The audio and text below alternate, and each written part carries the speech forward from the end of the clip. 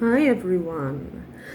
Today I thought we should do a reading about what you can improve in your life. How can you make your life better?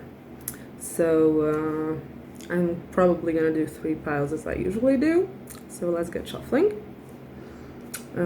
Please give me a card for people who will pick pile 1. Please give me a card for people who will pick pile 1. Please give me a card for people who will pick pile 1. Oh, there we go.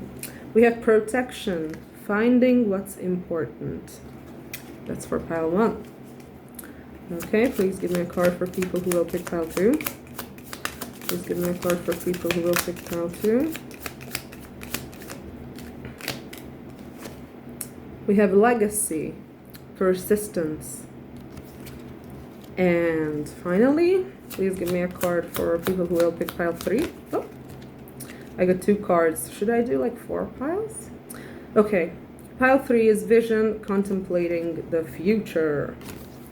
And it looks like I'm gonna do pile 4 too. Pile 4 is time. So let me hold up the cards in order. So these are the piles, the cards for the piles. Pile 1, pile 2, pile 3, and pile 4. So go ahead and make your selection, and I'll see you at your reading. Hello and welcome. Pile 1. You picked protection, finding what's important. So let's take a look at how can you improve your life. How can you improve yourself, whatever your current situation may be. Okay. Please tell me about how pile 1 can improve their life. Oh my god, that's a lot of cards. Okay. 2 of Swords. 5 of Swords. 5 of Cups. And 9 of Cups. And I'm gonna make space for the 5th card. Just a second. Don't have a lot of space here, but at least the lighting is better, hopefully. Okay, please tell me about what. Okay, 3 of Cups. 3 of Cups. Okay, strength at the bottom of the deck. So right away what hit me was there's a lot of Swords and a lot of Cups. So you might be thinking a lot about emotions. Or you might be intellectualizing your emotions instead of feeling them. That's the first message I got.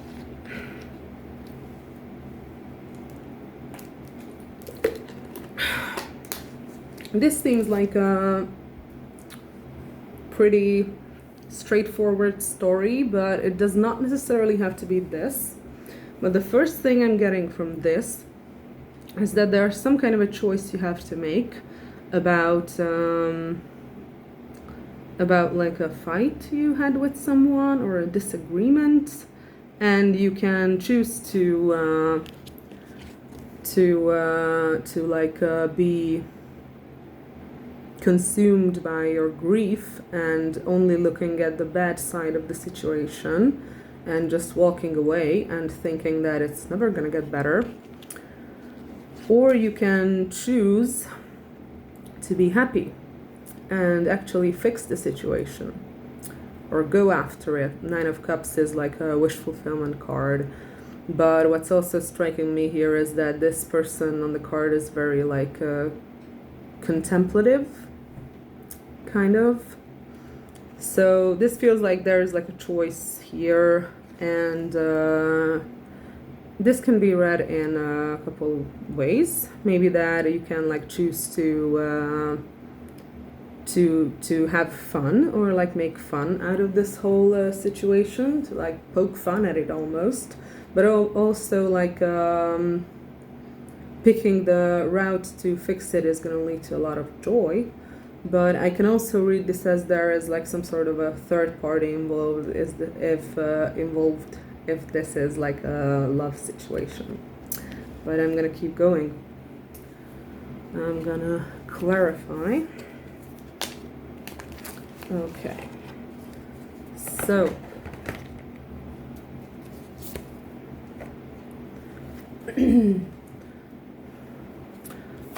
how can pile one improve their life? Please clarify the Two of Swords. How can pile one improve their life? Please clarify the Two of Swords. How can pile one? We have the hot air balloon. Again, I have to put the cards like a little bit further apart, because these ones are wider and I need them to also fit. Okay, Five of Swords. Please clarify the Five of Swords. How can pile one improve their life? How can pile one improve their life? Please clarify the Five of Swords. How can pile one improve their life? Please clarify the Five of Swords. Please clarify the Five of Swords.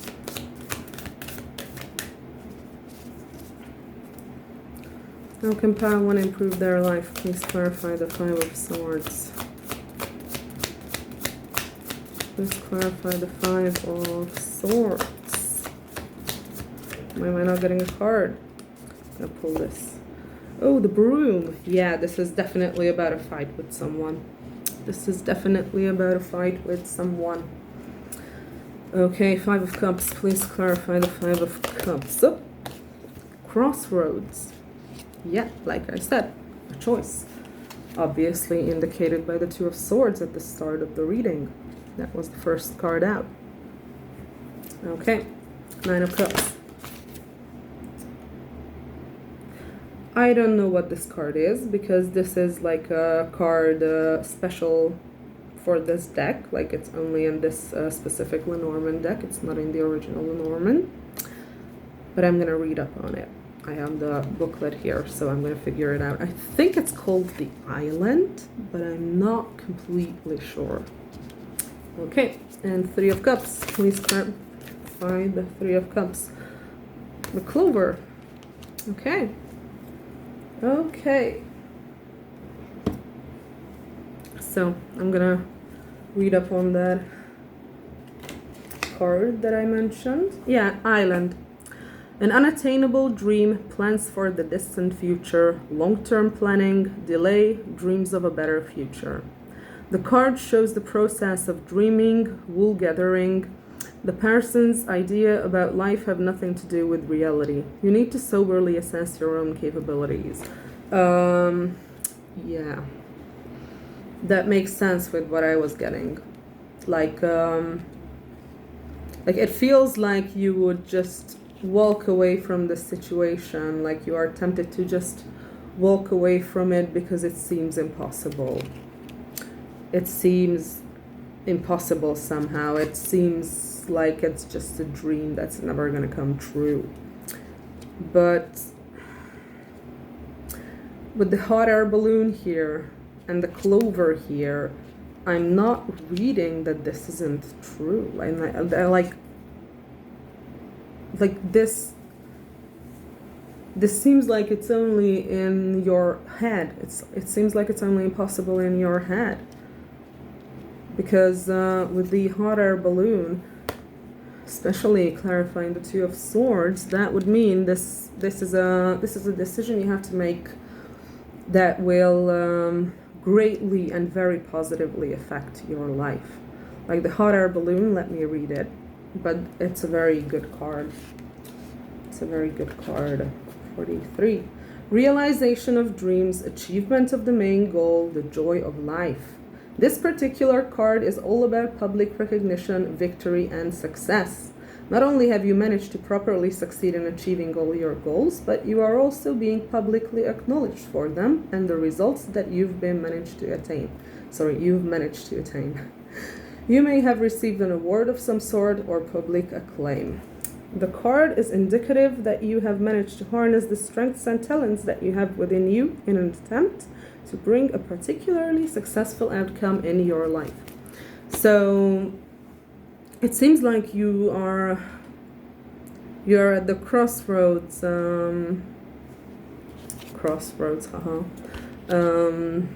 concerning concerning a decision that could change your fucking life. And it feels like you're in this mindset that you're in this self-defeating mindset, is what I get from this spread. That you kind of just decide that, no, it's like too good to be true, like it's never gonna work out, it's just a dream, like it's not real, I'm never gonna be able to make it into reality, when in fact the Nine of Cups is the wish fulfillment card, it's the dreams coming true card. And it seems like you're just kind of like sabotaging yourself by refusing to see the opportunity that you have in front of you. I'll be honest. What kind of an opportunity it is, I can't say, because so far there's nothing that would indicate what this exactly is. But it probably very, very likely has to do with someone you have had like a fight with or a falling out with, or it involves someone you want to like reconcile with, but you have like such a like defeatist attitude, or like such a negative attitude, that you're like not even really thinking about how this could be fixed. It seems like you're more caught up in this like self-defeating attitude of, it's just a dream, it's never gonna come true, it's too good to be true, like it's never gonna work out. But with the Three of Cups at the end of the reading and the Clover, like I could read this a couple of ways, but I'm gonna read it as what seems to be the most obvious for the spread, which would mean that there is happiness here, there is togetherness here, there is something very, very, very positive here, because Three of Cups represents good times, having fun, getting together, and with the Clover here, it seems like you either are or you will be granted the opportunity to fix this, to achieve this this like happy state, to achieve this dream that you think is unattainable, but it really doesn't seem like it is based on the spread I'm having. Like this just feels like this is the point in your life where you have to decide whether you're gonna live by your old shitty self-defeating attitudes and negativity, or you step into your power and do something about the things that you actually want. This is what this feels like. This is what this spread feels like. I'm gonna go ahead and get some more cards. I actually got a new deck not long ago, this one, and I haven't tried it in a reading so far, so I think this is the perfect opportunity. Okay, let's see what we get. Let's see how this deck works. Haven't even shuffled it or anything. Just slept with it under my pillow. That's usually what I do to new decks. Okay, so please tell me more about Pile 1 and how they can improve their life. Please, thank you. Oh, fuck. Three of Swords in the reverse. First card out. Okay. Okay, please tell me how can... This is a very responsive deck. I don't know if that just the camera picked it up, but this just fucking flew out and like landed here on the table. Okay, this is Ace of Coins. Okay, please tell me more about how... Six of Coins. Okay, I think I'm starting to see something here. Very nice. Okay. Please tell me more about how Pile 1 can improve their life. Please tell me. Thank you. The Tower. Fuck. You're gonna get fucked up if you don't get this right. You're gonna get fucked up by the universe. Okay. Please tell me more about how Pile 1 can improve their life. Okay, now it fell to the floor. I'm not happy about that, but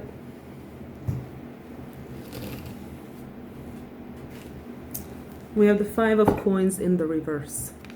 My tits are falling out, sorry. Okay, so with this, there's like a lot of information on these cards, and since I haven't used them yet, you can see that there's like different things written on different sides. There are like different placements, so you might have a Taurus moon, because this is Taurus and that is moon, so you might have a Taurus moon. You can just check out your chart. If you don't know, just type into Google like free astrology chart generator, and you like have to give it the exact time of birth, like down to the minute, and where you were born, like the city, and then it's gonna tell you what placements you have. The best is Astrodinst, I think. It's Astrodinst, I believe. I believe that's the best one, but let me check it out for you, because for some reason I'm now being called to to tell you how to get your own chart.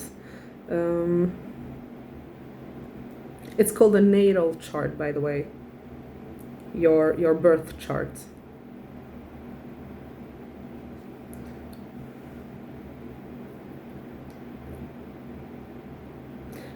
There's also astroseek.com. That's pretty good. That's a good one. And here is like how it looks like. And this is where you tell it your information. And it's just the date of birth, the time, and the birth city, and it's gonna calculate your chart. And then it's gonna like have like a circular chart, and it's gonna have like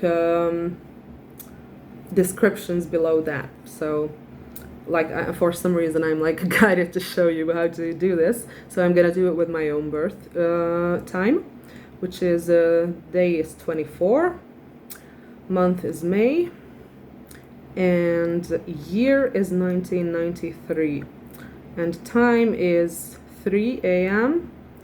and 33 minutes, and yeah, I was born 333. And my birth city is Budapest. So like you see, there's like a little drop down list where when you type your city, and you can like click on it. So here are my birth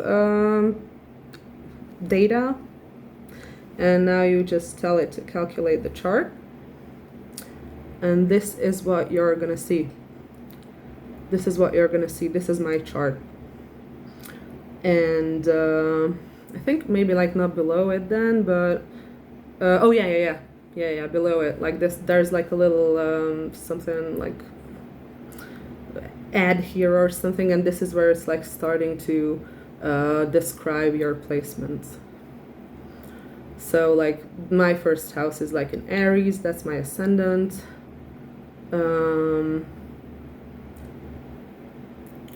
And like stuff like that. Like here's the sun, which is in Gemini in my case. Here's the moon, which is in Cancer in my case. And you can just, Mercury is the next, and you can just go, Venus is in Aries. My Venus is Aries, my Mars is Leo. Yeah, and it just goes on and basically like explains what your chart means a little bit. But the little icons here, you can see that this is the sun, the little circle with the dot in it. That's the sun. That's the moon. That's Mercury, the one with the little horns. That's Venus, which is like the female sign. Mars is like the male sign. That's Jupiter over there. That's the north node. That one is the south node, the one that looks like the north node just flipped.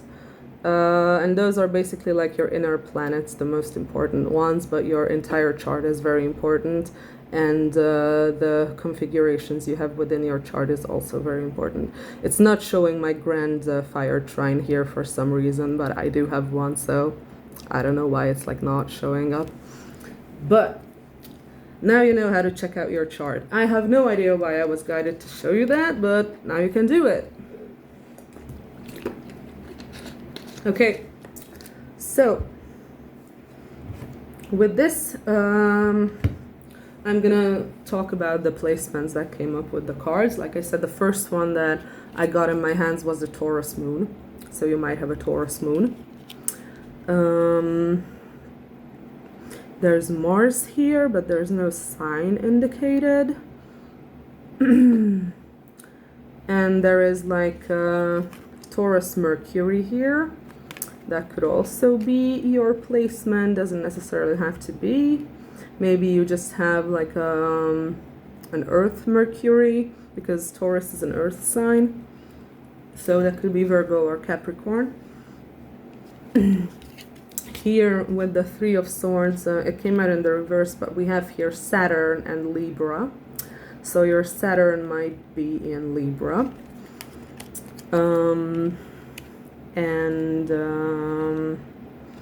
What else do we have here?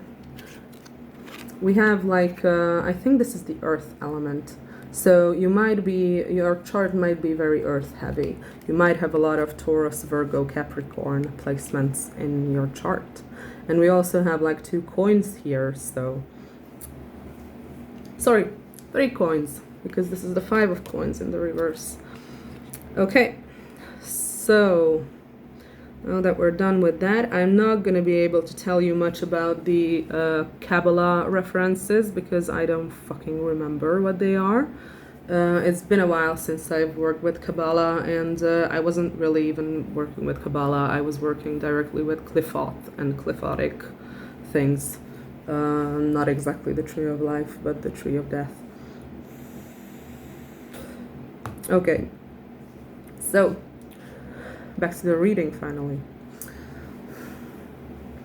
It seems like you, like I said, you have this defeatist attitude, and it looks like it's simply because you have been hurt so many times that you like think that nothing is worth fighting for anymore, because it's just gonna turn out to be like bad or like not worth it or like too difficult, and that's called learned helplessness. There was a study that we learned about. I'm a psychology student, and there's a study we learned about where they would this is kind of a cruel story, but this has been pretty much the tendency, especially with early psychology experiments. But the point of the experiment was to illustrate learned helplessness. And what happened was that they had, I think, 3 groups of dogs.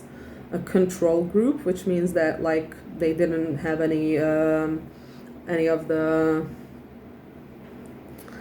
okay, it would take a while for me to describe what that means, but the thing is that they had a control group where that was like just normal dogs, and there was nothing really in it that was tied to the experiment, just to show that what would a normal dog do that is not a part of the experiment. And there were like 2 other groups of dogs. The point was that the dog was put in a box where there was like a button. They were like put in a harness in there so they couldn't run away. And like I said, this is like very cruel. So just skip this description if you don't like cruelty to animals. It's like not extreme cruelty, but it is cruelty nonetheless. So what happened is they were put in a box with a harness so they couldn't get out or do anything. And one group of dogs had like a button that they could push with their nose. And the 2 groups of dogs were both getting like electric shocks from the ground they were standing on. And one group of dogs had this button that they could push with their nose, and then the electric shocks would stop. But the other group of dogs didn't have the button, and they were like completely at the mercy of this pain, and there was nothing they could do. And I think this part of the experiment was going on for like a week or so, but maybe I'm completely wrong and it was longer. But the point is that when the experiment was done, they took the control group who didn't get shocked, they took the group who had the button, and they took the group who didn't have the button, and all of them were put in another box. But this time it was not with a harness, so they could move. And in the box, in the middle of the box, there was like a half of a wall, like a short wall that the dog could jump over. And the point was, in that one half of the box where the dog was put in, there were electric shocks on the ground again, like they were getting shocks from the ground. And all they had to do was jump over that little wall to get to the other side of the box, which didn't have electric shocks. And the control group obviously did it. The dogs with the button, who had the button to press to stop the electric shocks, they also just jumped over and it was done. But the group of the dogs who didn't have the button, and there was nothing they could do to stop the electric shocks, they didn't even try to jump over the wall. They didn't even try to jump over the wall because they accepted that this is just their fate, basically. Like, they just have to suffer and there is nothing they could do. And in this case, there was something they could do, but this is what we called learned helplessness. That the dogs learned that they are helpless in a situation where they actually aren't. And this is what I'm getting with you. Like, this is a very well-known well-recorded psychological phenomenon that we learned about already. So like I'm saying, this is like not something that's rare with people at all. So that's what I'm seeing in your spread, that you have this learned helplessness. That things are just not worth fighting for. Things are just not worth it to put in the energy because it's not going to work out anyway. It's going to be bad anyway. It's just not going to be what you want anyway. Or it's just going to fall apart anyway. That's exactly the feeling I got from this spread. Okay, so what this is telling me and how you can improve your life. Sorry, my hair is a little bit all over the place, or rather my wig. I brushed it, I swear, but it just kind of like, I don't know. Okay, never mind. So what this is telling me is that all the times you were hurt, that makes you feel like you're gonna be hurt again, or that makes you feel like it's not worth to fight for something or maybe someone, because with the Three of Swords, this could very well be like a romantic situation, because the Three of Swords is heartbreak. It's romantic heartbreak most of the time. Doesn't necessarily have to be, but I'm gonna pull more cards and see. But what this is telling me is that you need to heal your pain. You need to heal your pain in order to live life to the fullest. And like you said, and like you see, it says here, the vision of sorrow. I'm gonna try to figure out what else is there. There's a 6 here. So that could be like your life path number, or that could be like, I don't know, your birth date could involve a 6. Doesn't necessarily have to be. There's a bunch of other numbers here too, like 21, 3, 7, 8, and 15. So, and 80 also. And we also have 1. So one of those could have something to do with your birth date. Like maybe you were born like in 1978 or something like that. Or like, I don't know, maybe you're 37 years old.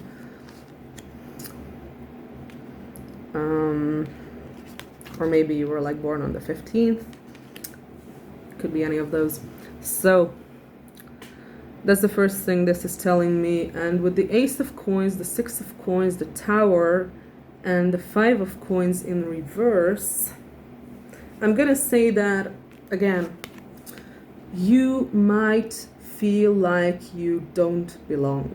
You might feel like you're alone in this world, that you're just like an entirely different kind of a person than anyone else, and like nobody really gets you or understands you.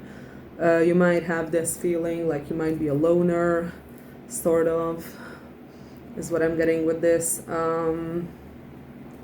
And this is telling me that that's basically a self-fulfilling prophecy on your end, that this you somehow learned this, or you somehow started to believe this as a child, and now you're creating situations for yourself to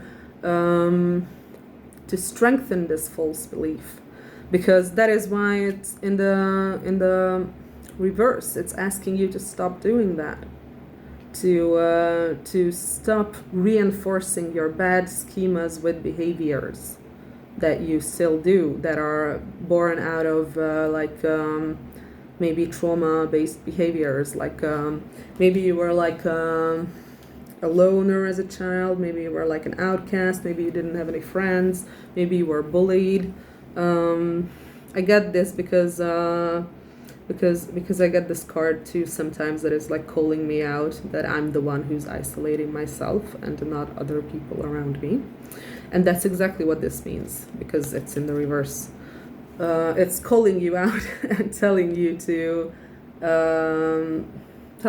stop putting yourself in situations like that, where you like I don't know, where you like cut yourself away from other people on purpose. Maybe it's not completely on purpose. Maybe it's like much more subconscious, and maybe you just feel like you want to be alone, and maybe you just feel like you don't want to talk to people. But this is asking you to reevaluate that feeling, to reevaluate the feeling of wanting to isolate yourself, because it's not serving you. It's not serving you. It's not serving you. It's something bad that you learned when you were young, and now you're like acting based on this belief, but that's what it's asking you to do. It's asking you to stop doing that. Basil could be important. I don't know why. So, with the Ace of Coins and the Six of Coins. Six of Coins is talking about giving back, or like an equal give and take, or it could be about a lopsided relationship.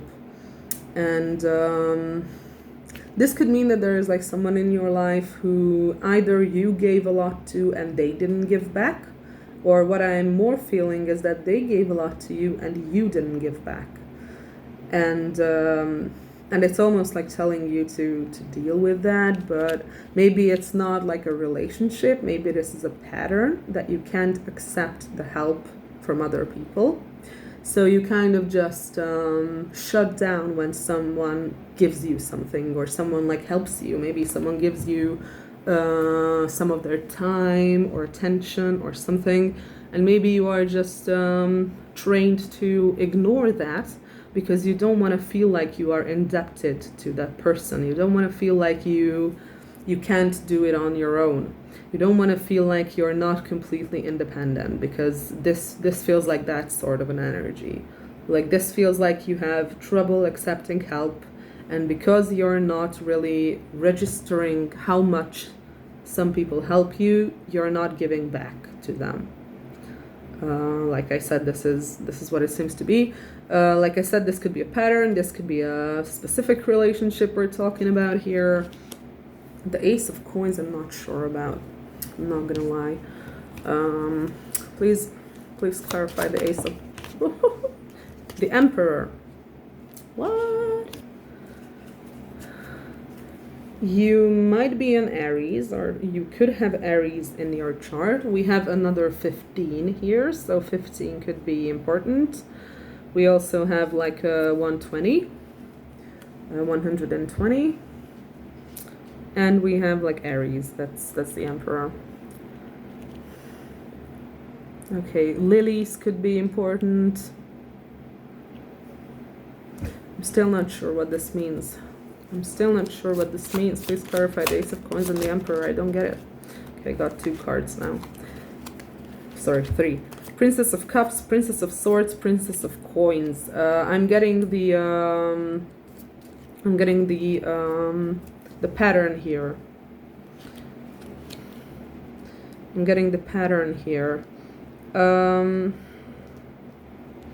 How do I put this? 55 could be important. Swans could be important. Sphinx could be important.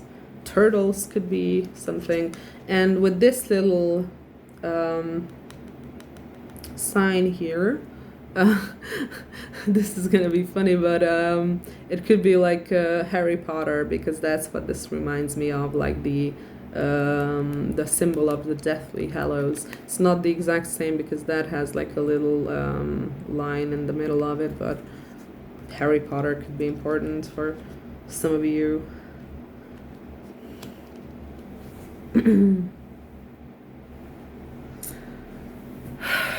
So with this,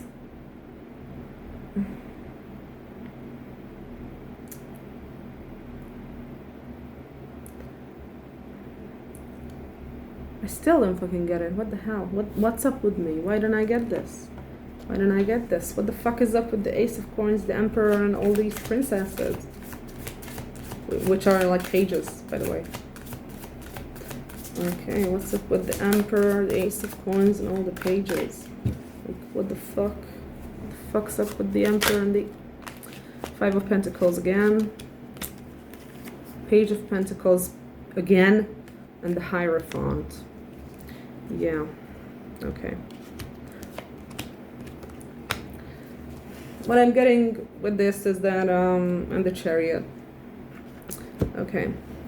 What I'm getting with this is that the first message that like came through with the Emperor, clarified by all these pages, was to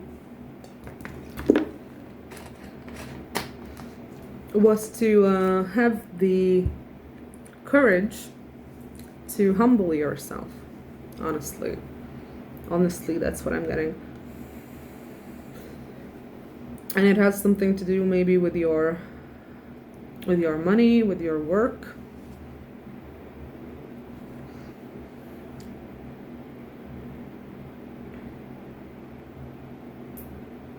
Because this seems like an evolution to me. The cards that I got from the deck I last shuffled. The 5 of Coins, the Page of Coins, and the Hierophant. And the Hierophant is a card that I've been getting a lot lately. So you could be a returning viewer. Doesn't necessarily have to be. If you're here for the first time, doesn't matter. I'm gonna explain it all the same.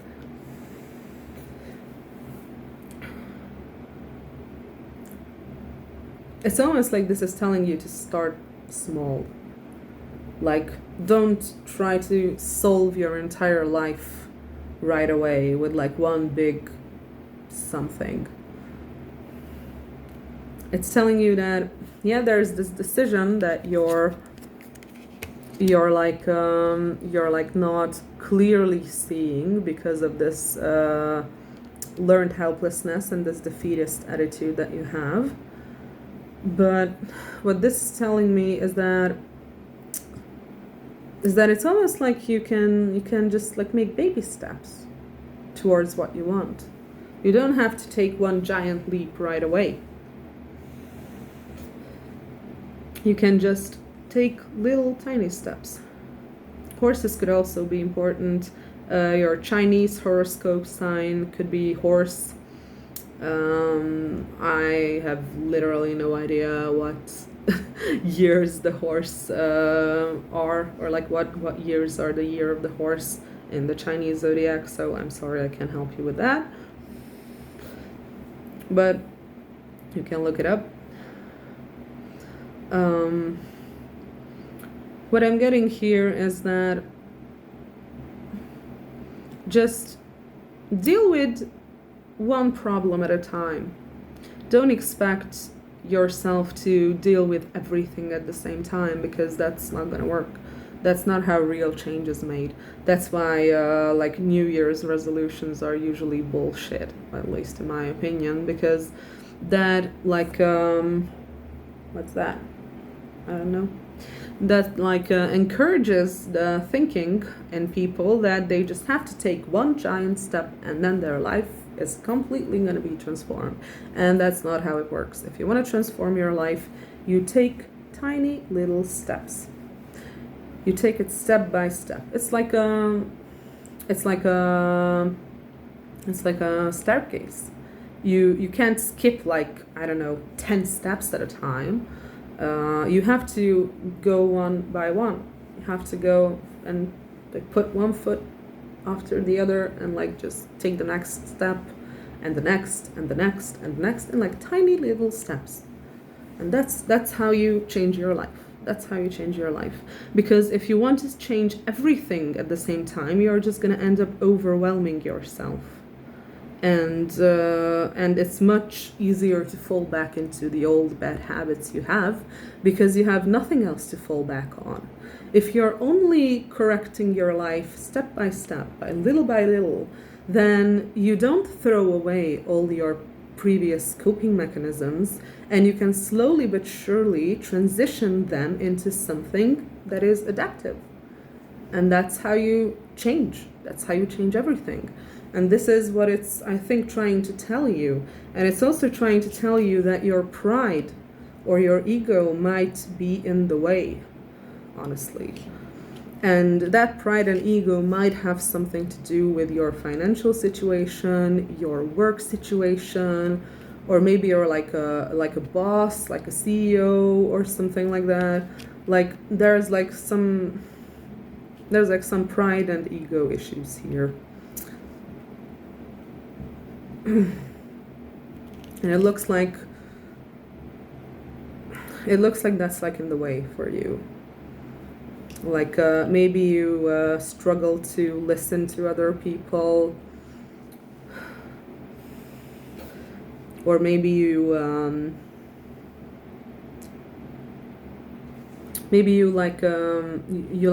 believe that you have to show a certain image to others in order for them to believe that you are like this important and powerful figure. And this just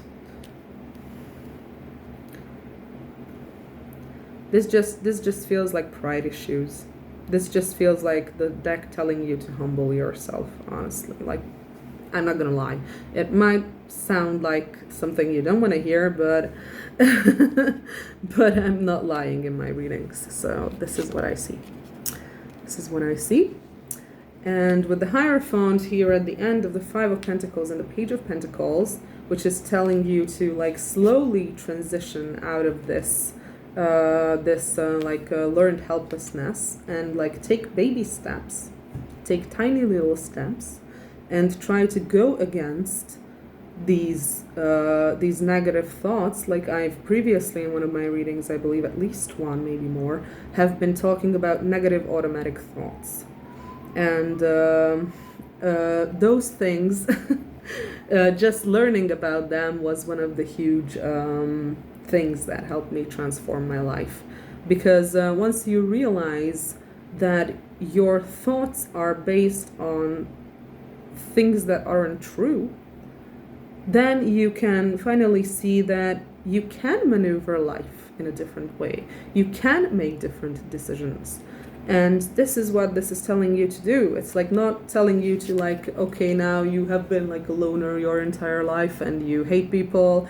It's not telling you to like go out tomorrow and have like a month-long party with like, I don't know, 300 people and be like the star of the show. That's not at least what it's telling you. It's telling you to reassess what you believe are your needs. Are they really your needs? Or are you just running away? Or are you just putting yourself in the same situation over and over and over again because you believe that these are your needs? But these are not your needs. These are the needs of your trauma and your trauma-based behavior. One of the therapies I went to called them like schemas. SCHEMA.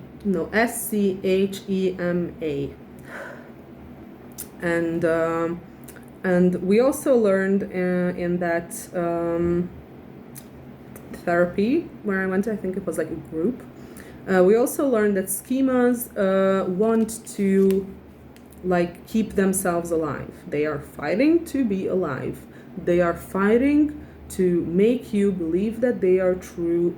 They are going to want you to make decisions that will strengthen them. And what this is telling you to do here with the Page of Pentacles and the Hierophant is to like slowly but surely shift those, like I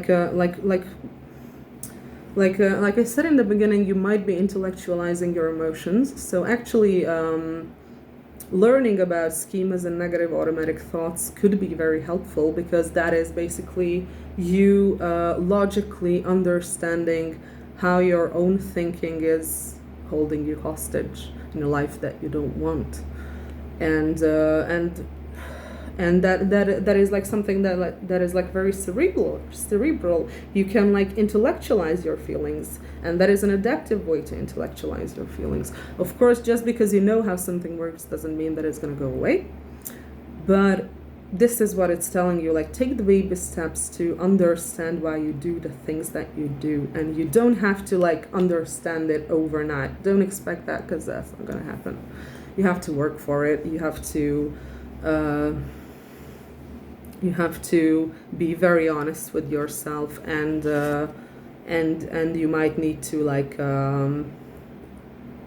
temper this pride, because pride in itself, being proud, doesn't necessarily have to be a bad thing, I believe, but it requires a little bit of tempering here in this case. It requires, because this pride seems to be holding you back. This pride seems to be holding you back. And at the Hierophant at the end of this whole thing is telling me that, like I said, I've gotten this message a couple times now. So if you've been watching my readings, you might have heard it already, and you might know what I'm going to say. But if you're not, then here we go. This is telling me that this is how you are going to achieve true mastery. And this is how you're going to able to really deal with life, and really just like live a life that you actually want to. This is what's gonna put you in actual control. Because with this Emperor, it seems like you think you are in control, and it seems like you're desperately clinging on to control, but the only way you can control things is by ruining things for yourself, because that's what this spread is telling me, that there is this opportunity, maybe with a person, maybe with a job, maybe with something, I'm not clearly seeing it, that is like literally your dream come true, and that's what you always wanted, and you're like here fucking sulking with the 5 of Cups, like, oh no, it's not gonna work out, oh no, it's like not, it's too good to be true, like that, I can't achieve this is not gonna happen. No. That's not control. That's your trauma trying to control you. That's your trauma trying to control your life. That's not you being in control. It's not you being in control at all. It's like when you have control, that doesn't mean that you control other people around you or control certain situations, because actually only insecure people do that, because they need to feel like they are in control. But when you are in actual control, you are in actual control of yourself. And that also means not having a defeatist attitude that ruins your life. subconsciously. That means recognizing your patterns, recognizing your behaviors and treating them for what they are. Because some of them are only there because you may have had like a bad time growing up. And the question here is, do you really want to live a life based on that? Like just that alone? Or do you want something more? Do you want to actually be happy? And there was like a bird flying like right in front of the window just now. So do you want to be free? Do you want to be free? Do you want to have actual control? Because this to me feels like wisdom and self-mastery. And it seems like this is what the spread is trying to tell you to achieve or do. With the Tower being here, the easiest way this can be read is that you might have like you might have to, how do I put this? How do I put this? Like, this is telling me that if you don't do this, then there's going to be consequences. And the consequences aren't just going to be that you're going to live out the rest of your days in like a little personal hell, because that's basically what this is.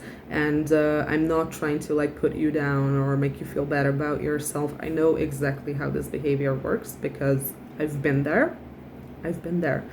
And you can get out of it. You can heal it. You can stop doing it. It's not impossible.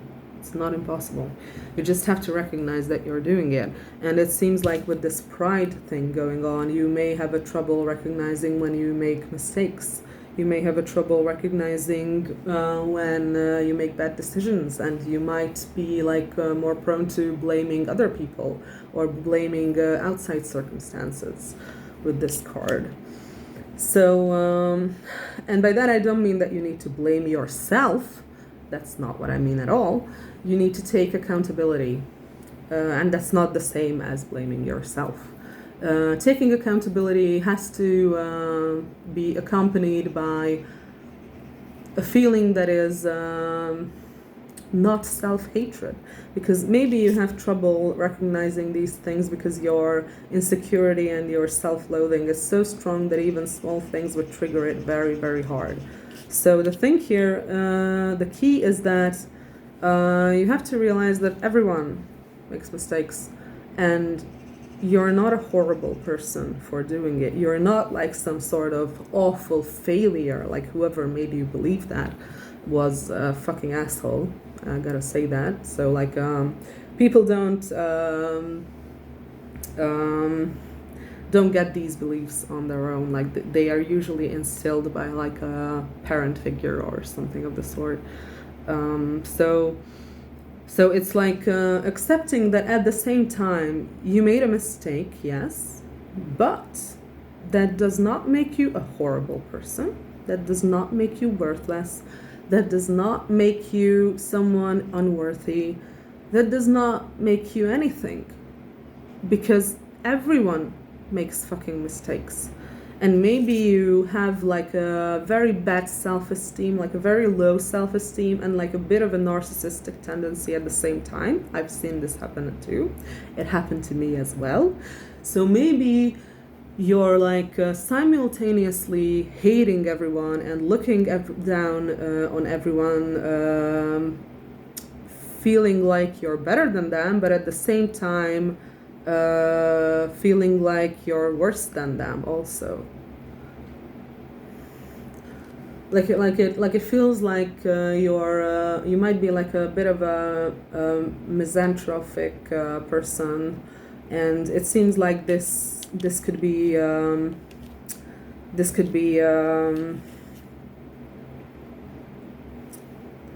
like a symptom of a self-esteem that is actually quite low. So you like feel like you're above all people, but at the same time you feel like you're so much worse than them and that you're worthless. And yes, again, I'm not trying to make you feel bad about yourself. I know exactly how this feels. I've been there. I had the same belief. I worked the same way. I still have it to some degree. Luckily, it's not even nearly as bad as it used to be. So maybe this is maybe this has something to do with your self-esteem. That you are like you have to protect yourself with this tough and hard outer shell, showing like power and control to everyone, like towards the outside world. That is what you're like projecting, that you are powerful, you are in control, you are better than other people. But that strong and hard outer shell is required because in your core you feel so powerless and so small and so unworthy. And like I said, I've had the same thing, so I know how it works. So this is what this seems to be talking about, that you need to dismantle this this way of thinking if you want to move forward, is what I'm getting. Because as long as you believe you are like invincible, or like nothing ever is your fault and everything ever is the other person's responsibility or fault, then you're never going to grow, because you're never going to accept responsibility. And in order to grow, you have to accept responsibility for the things that you do. And I understand that it is because you have to protect yourself from feeling small and worthless and powerless. But you have to start little by little. Remember, little by little, small steps, tiny baby steps. You have to start to change your perspective of this. You have to start to accept that, yeah, some things were your fault, and you have to let yourself feel the pain. But also, it might be overwhelming, but also once you feel the pain, and once you feel that you are so small and undeserving and powerless, then that's the point where you can tell yourself that all of those things are not true. You're not small, you're not powerless, you're not a failure. This is just the way life is. This is just the way life is. Because this, like I said, the spread, what it's talking about, this decision that you would have to make, that would lead you down an entirely different road of life, that is being sabotaged by your learned helplessness. The way you dismantle that whole thing is by understanding that you have a choice. And yeah, that also brings with it the knowledge that sometimes you make bad choices. Yeah, that happens. Nobody's perfect. Nobody has to be perfect. You're not only lovable if you're perfect. You're lovable in your imperfection. And you don't need to be perfect. You don't. Nobody is, and neither are you. And yeah, like I said, you don't have to be perfect to be accepted. You don't have to be perfect to have control. Because actually people who really have control are very aware of the fact that they are imperfect. They are very aware of the fact that they have a lot of destructive tendencies. That is why they are in control, because they can choose not to divulge those things, not to divulge in those things. Is that the correct word for that? They can choose not to follow their destructive urges, is what I'm getting here. And it seems like you're not at the point where you have made this realization yet. But like I said, this is what the spread is talking about. And back to the tower, because that's where I was. This is telling me that that like this is gonna sound a little like harsh, but the universe is like not fucking around this time.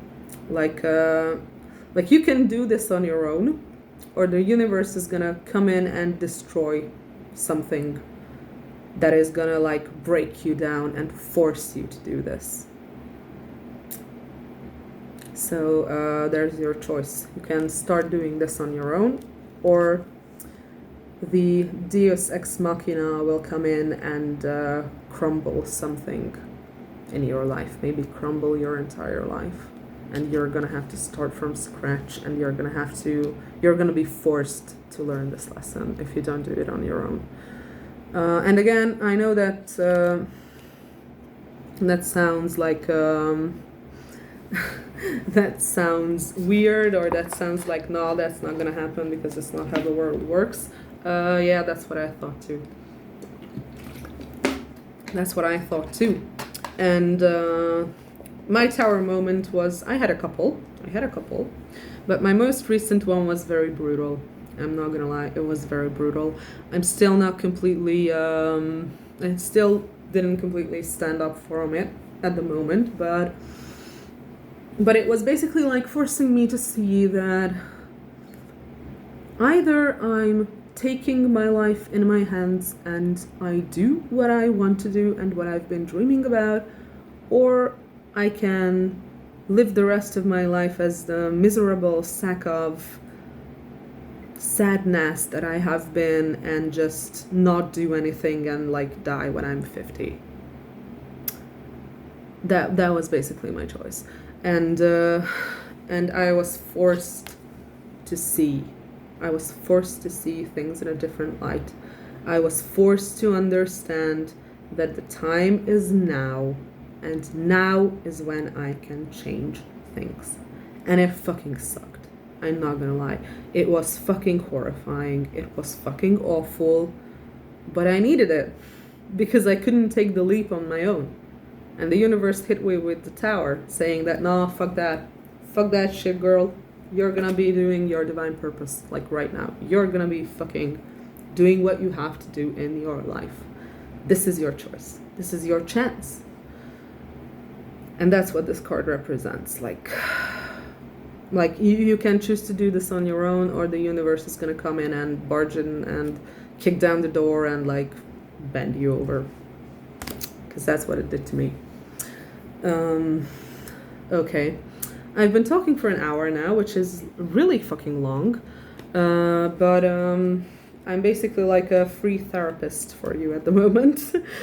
Based on like fucking tarot cards.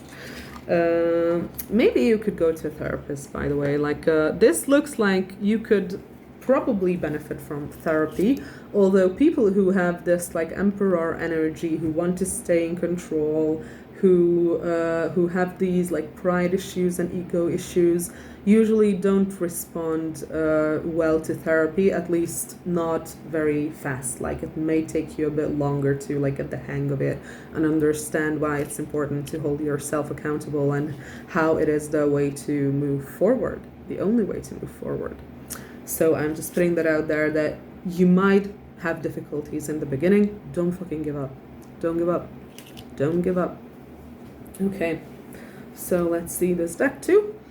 I'm gonna pull some last cards. Anything for pile one? Thank you.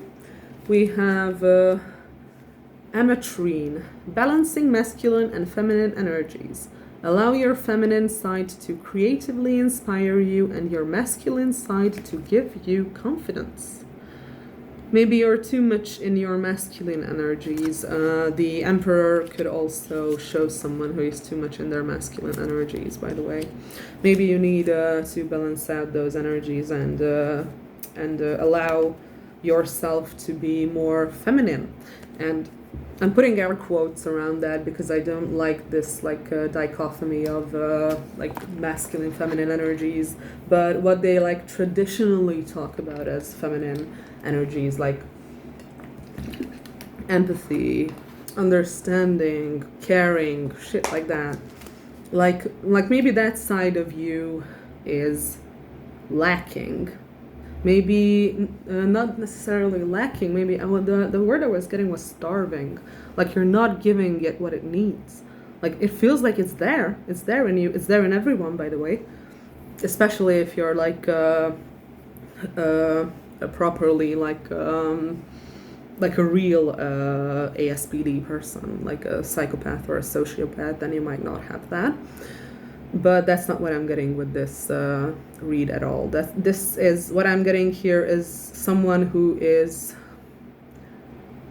horrified of losing control, someone who is horrified of doing things differently than they have done their entire lives. But that's exactly what this spread is calling you to do.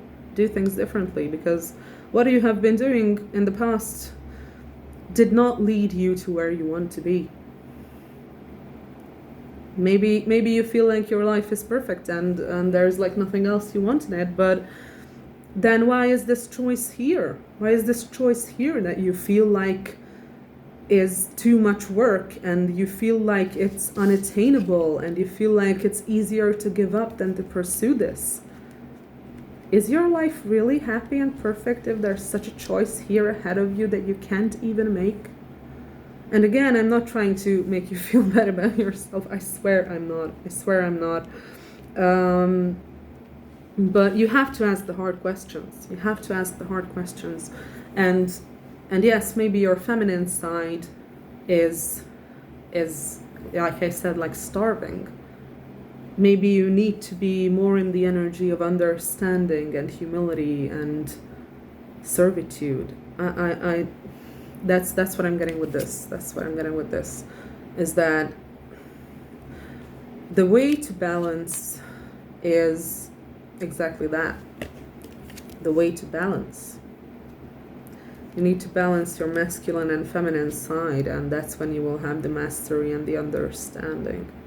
You can't have it if you're too heavy in your feminine energy, and you can't have it if you're too heavy in your masculine energy. That's where you need balance. Okay, anything else? I'm gonna get this deck too. And I'm also gonna grab some astrology cards too, like maybe there's some kind of confirmation there that could help you know whether this reading really is for you or not. Although if it's not, then I don't think you're here. Okay, please, for pile one, please tell me about how pile one can improve their life. Please tell me how pile one can improve their life. Oh my god, it's been an hour-long reading. Jesus fuck. Okay, please tell me about how pile one can improve their life. Please tell me about how pile one can improve their life.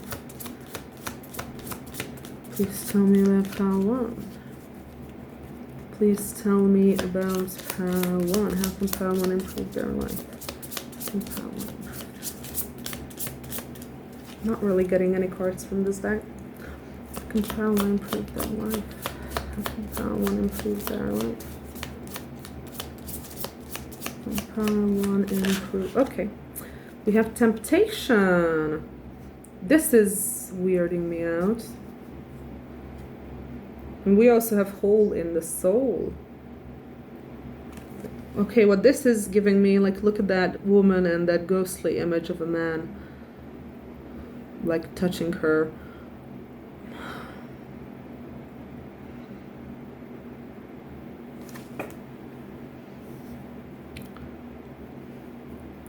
I'm not gonna lie, I said before that in this spread, like a falling out or like a fight you had with someone is indicated, or like a disagreement or something, like maybe you don't see completely eye to eye, maybe you don't talk honestly to each other. I'm getting that relationship or that situationship or whatever it may be, that connection is like important somehow. Like maybe you two are like connected on the astral plane or like the dream plane or something like that, because I'm getting like this, it's almost like he's like astral traveling to her to talk to her or something like that. That's what I'm getting. It's really weird. And we have like the two candles here, and we have the hole in the soul card, all of which makes me think of one thing, which would actually which would actually make a lot of sense in your case when it comes to this reading. If you have a person like this, like you have this like spiritual connection with this person, you like dream about each other, or like you spiritually visit each other, or whatever the case may be. Yeah, with the two fucking candles there and the hole in the soul.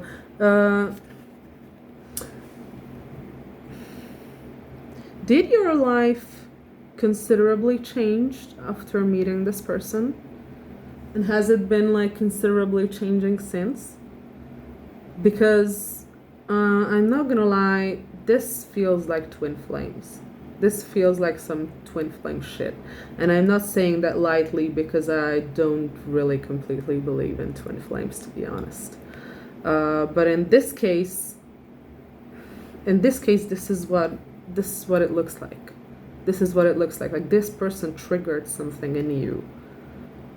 This person triggered something in you that gives you or gave you or will give you the opportunity to finally choose in your life, to take your choices in your hands, and to finally stop doing the same shit that you've always been doing, because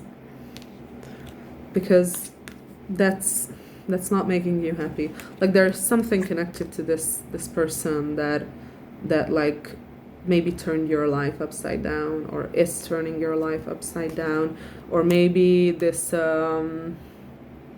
choice has to do with them. I don't know, but this clearly feels like it feels like you feel incomplete without them somehow. And I don't wanna insinuate that you need anyone to be a complete human being, because that's bullshit. And especially with twin flames, the point is that you both are the same, and you are already in union, basically, on the spiritual plane. And by accepting that is how you have the chance to be in union in the 3D, or that's what I understand about it so far. There was a time in my life when I was like kind of interested in this stuff, but right now I don't know, because I get these like readings sometimes where I'm like called to say that this could possibly be a twin flame connection, which is like really weird. And we also have alchemy here, so yeah, that's more transformation and energy. Okay. Let's see, what else do we have? Can I put this down so that it won't fall? Okay. I'm gonna go and grab the... Sorry, that's my food. I'm gonna go and grab the astrology deck. This particular astrology deck. Can you tell me more about pile one? Any signs, like astrological signs? Oh. 6th house routine. That could mean you have like Virgo in your chart, or you have some important 6th house placements. 8th house, endings and beginnings. That's like the theme of your entire fucking reading, by the way, because the 8th house is the house of transformation. It's also associated with Scorpio, so you might have Scorpio placements. And I had something else here. I think it was the fire. I think it was the fire element, desire. So maybe if there is like this person I'm talking about, like you have this spiritual connection with them, maybe you're like you like desire them a lot. Maybe there's like a lot of sexual attraction here, or physical attraction. But this could just also mean that you might be like a fire sign. Like earth and fire came through pretty heavily in the reading. So you might be an earth sign or like a fire sign. And under that we have North Node, life's purpose. Yeah. There is something in your life that you have to fucking achieve and you haven't done it yet. And you're not gonna be able to achieve that with your current mindset. That's why you have to change. That's why the universe is gonna shake things up for you if you refuse to. Because you have something to do. You have something to do in this lifetime. You have something to do. So pretty much the universe is telling you to like fucking get to it already. Whatever that may be. And we have 7th house partners. So just in case you needed like a confirmation for this person or about this person. Yeah, it seems like with North Node, which is like basically destiny, what you're like destined to achieve, your highest purpose, etc., etc. With North Node and 7th house partners, I'm gonna say that you two might just be like fucking destined to be together. Of course, that's not how life works, and by that I mean that you're always gonna have a choice, and if you keep making choices the way that you have in the past, then every single time you would have a choice to get together with this person, because it seems like you're gonna have a choice to do it, you're gonna make the wrong choice if you're staying in your trauma-driven mentality and attitude. That's how you're never gonna be with this person if you don't heal yourself. That's what I'm getting here. And your card was protection, finding what's important.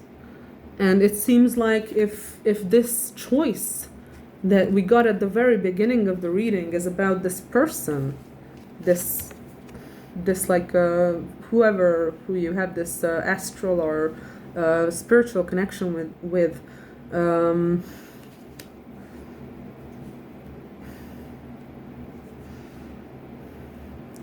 if that choice is about them, then that is what's important. That's how you find what is important.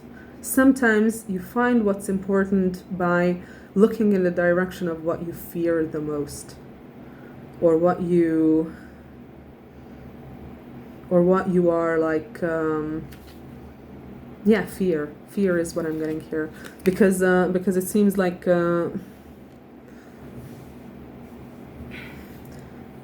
It seems like, yeah, like I said, this person somehow is connected to like your healing, and it's almost like the two things can't happen without each other. Like this person being with you and you healing, the two can't really happen separately. Like that's what I'm getting. Like you don't have to like subscribe to the idea that you need this person in your life to heal. I think that's fucking bullshit. You can heal it on your own, absolutely. Everyone can heal on your own. But it looks like the two of you have some work to do together. I'm not gonna lie. It feels like the two of you have some work to do together. And even on the card, look at that like female figure. And it's like finding what's important. So maybe you've been in denial because of your pride about how important this connection is. Maybe you've been in denial about how important this person is in your life. That's basically what I'm getting with these cards. That you like want to be self-sufficient and independent so much that you would deny that this person is important for you, which they clearly are.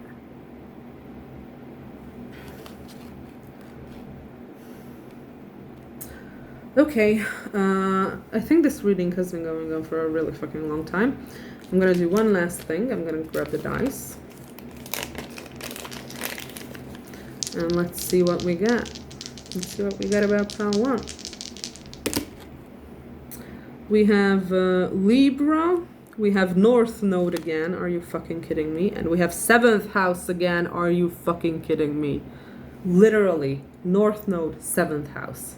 The same fucking things as the two cards came out. You are destined to be with this person. Fuck. Libra rules the 7th house. Like, traditionally rules the 7th house, which is the house of partnerships. Libra is a social sign. This entire spread is calling you to heal your social traumas. Like I've talked about, maybe you feeling like you're an outcast, but it's also talking about your relationship, like your relationship traumas, especially with the 3 of Swords. This spread is calling you to heal your trauma around human connection. And yes, and to reach a state of being more balanced and being able to take the needs of other people into account. That's what I'm getting with this spread. And like, I can't fucking make this up. North Node and 7th house again. Like here are the cards. Here are the fucking cards. North Node, 7th house. I can't fucking make this up. So, if you're unsure about this person, if you have this this person you have this like weird spiritual connection with, or whatever this may be, if you're unsure about them, don't there's nothing unsure about this. You're in denial if you're unsure about this person. That's all I can say. Oh my god, it's almost 1.5 hours. Jesus. Okay, I'm gonna leave you alone now. This was a lot. This was probably very difficult to hear. This is probably going to be very difficult to accept. I'm getting that people who watch this pile are just gonna like think that I'm like stupid or crazy, or I don't know what I'm talking about, or that somehow this is like I'm just projecting my own issues onto you, because that's the energy that this pile has, like this very strongly self-defensive energy that doesn't let in criticism, not even criticism. So I feel like that may be how you react to this reading. So like I said, if you would listen to what the cards are telling you to do, what the cards are saying, just at least play with the idea that it's correct. Just play with the idea. That's a good tiny step forward. Because I've said a lot of things here, and these things were probably very difficult to hear. This probably felt like I was attacking you. So I'm sorry about that. I'm not attacking you. I'm trying to help you. And I know that sometimes people who are trying to help you or trying to like hold you accountable can feel like they are attacking you when you are like not used to being held accountable or like taking responsibility. So that's it. Anyway, I hope I could help somehow. Maybe like ruminate on this reading for a little bit. Maybe just keep it in mind, just think it through, and maybe there are like things you can take away from here, and maybe there are things that can help you. As a reader, I believe it is my responsibility to be completely honest with you and to not lie. Whatever I see the cards show me, I'm gonna say it. Even if it's difficult, even if it sucks, even if it's horrible to hear. So anyway, I hope that this could help somehow. Maybe it instilled some thoughts in your mind that could help you move through life in a better and more healthy and more enjoyable way than you used to. And anyway, see you in the next one if you feel like coming back. Bye. Hello and welcome, pile 2. You picked this card. It says legacy, persistence. Let's see what you can do to improve your life. Pile 1 was kind of brutal. So let's see if we have some easier messages this time. I highly doubt, but we shall see. Okay. Please tell me how pile 2 can improve their life. Please tell me how pile 2 can improve their life. Please tell me how pile 2 can improve their life. Please tell me how the people who picked pile 2 can improve their life. Please tell me. Oh, we have 7 of Cups. Okay. Please tell me how people who picked pile 2 can improve their life. We have the Magician. I'm already getting a theme. I'm already getting a theme here. Okay. Please tell me how pile 2 can improve their life. We have 4 of Swords. We have 4 of Swords. Okay. How can pile 2 improve their life? Please tell me about how pile 2 can improve their life. We have Justice.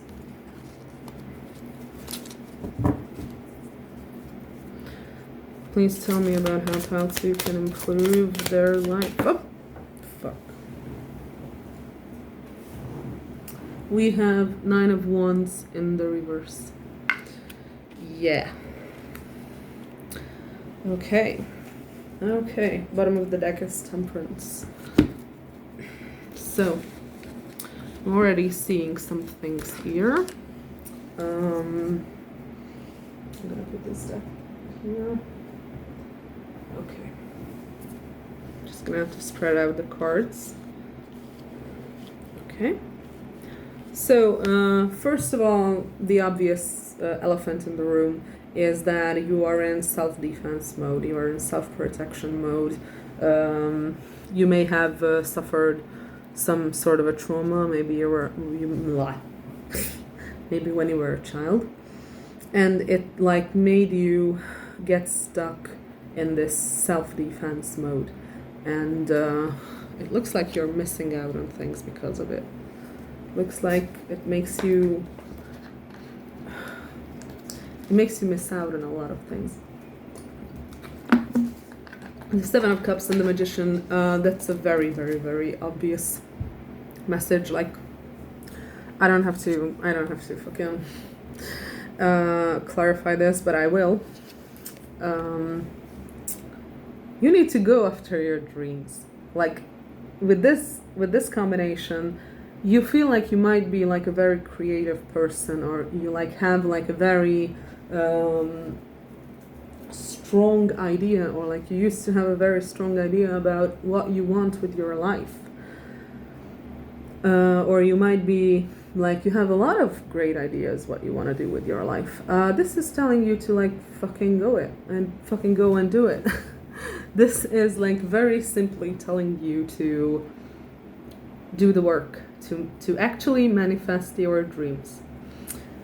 But we also have this 4 of Swords and Justice here, with the Legacy card being the main card that you picked to get the reading. I'm gonna say that maybe if you're like a creative, then you have like a legacy to build.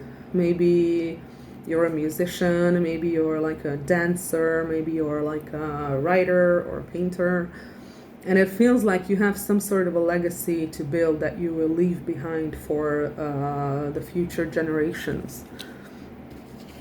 And that's what the deck is telling you to start building, to go after your dreams. Go after your dreams, because this seems like you're stuck in self-defense mode, and you also need to rest more. But I'm gonna clarify the cards and we shall see what comes through. Okay. Please clarify the 7 of Cups. How can pile 2 improve their life? Please clarify the 7 of Cups. Please clarify the 7 of Cups. How can pile 2 improve their life? How can pile 2... Oh, fuck. The Broom. Yeah, you might be afraid of conflict. You might avoid conflict.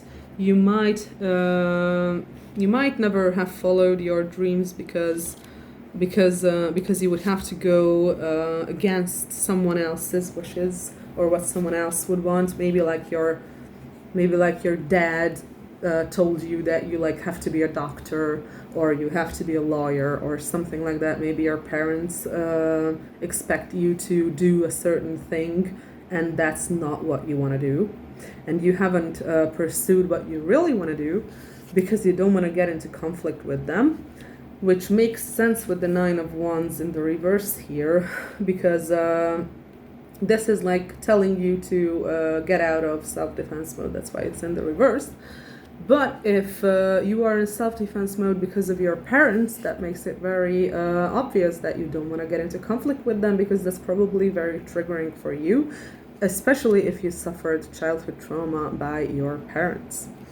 So I completely understand why you are between a rock and a hard place with this thing. Okay, Magician, how can pile to improve their lives? Please clarify the Magician. How can pile to improve their lives?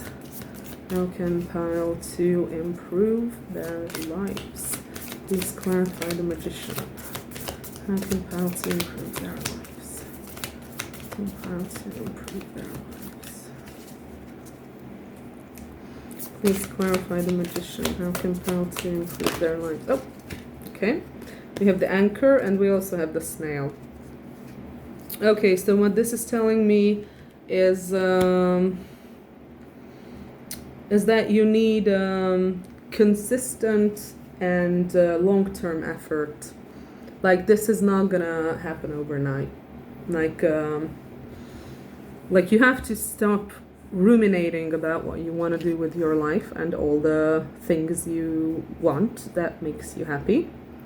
And you have to actually start putting effort into it, but make it like a slow and stable effort. Like, you don't have to like quit your job tomorrow and like start working on these projects nonstop. This is enough if you like, it's enough if you like work on them like 1 or 2 hours each day over a long period of time, because Snail is like usually something that's very slow and Anchor is something that is grounded. So make grounded, persistent efforts towards your dreams is what this is telling you. Maybe you're prone to bursts of energy where you would then suddenly have an idea or something, and then you would like throw everything else away and only work on that for like, I don't know, a week, and then you're like completely out of it again. So maybe that could be like a pattern. Maybe you like have hyper focus. Okay, Four of Swords. Please clarify the Four of Swords. How can pile to improve their life? Please clarify the Four of Swords. How can pile to improve their life? Please clarify the Four of Swords. How can pile to improve their life? Please clarify the Four of Swords. How can pile to improve their life? You have the Coffin. What?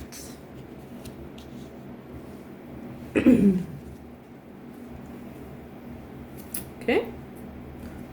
Please tell me, clarify justice. Please tell me how pile to can improve their life. We have the Mice. Ooh.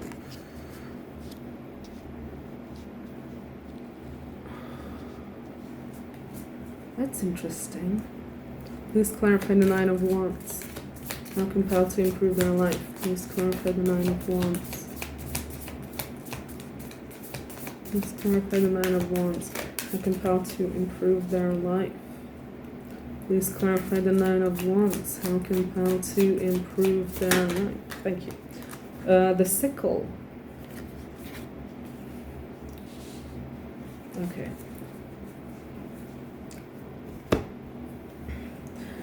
I'm gonna read up on the Coffin because I'm not 100% sure what it's talking about over here. We have Coffin.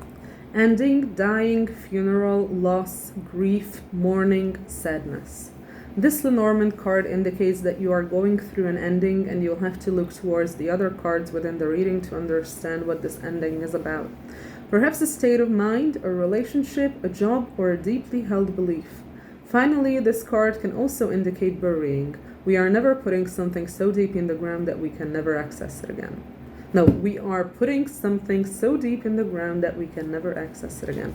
So you might be like burying your feelings about what you want to do with your life. And maybe the way I'm reading it is that maybe you have depression. Maybe it's like not even diagnosed. Maybe you just like have depressive symptoms. Maybe you're like low energy. Maybe you're like not very social.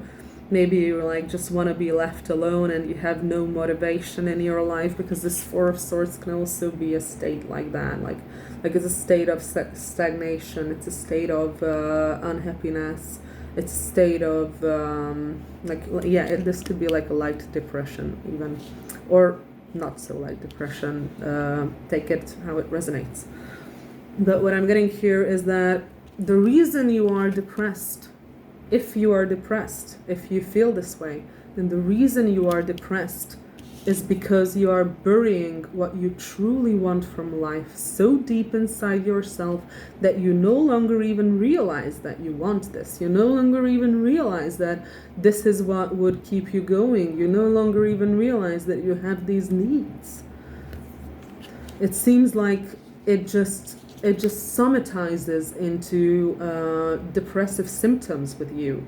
Is how this whole thing is happening, because like I said in the beginning of the reading, it looks like there's something you really want to do, something you dream about, something you ruminate about, something you want to make a reality, something that you have been dreaming of your whole life, but you were not allowed to pursue it, is what I'm getting here. You are not allowed to pursue it, and you are depressed at the moment, or you have depressive symptoms at the moment, because you have buried this desire so deep within yourself, because you feel like you can't do it, you feel like you're not allowed to do it, you feel like you would go against someone's wishes if you did it, and this need is still there.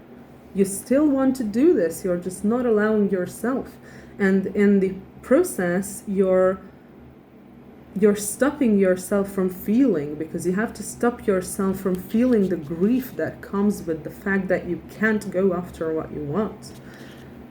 And that is what makes you depressed. That is what makes you depressed, burying this whole thing and acting like it's not important and trying to do something else. That's what I get here. And by the way, I'm a psychology student, so if I get like very psychological in the reading, that's the reason. I'm kind of blending psychology and spirituality with my tarot readings. So maybe I can help a bit better that way. If I recognize certain patterns and such, then I can like at least provide a bit more help than someone who is not versed in psychology at all. Okay, so with the Justice here and the mice,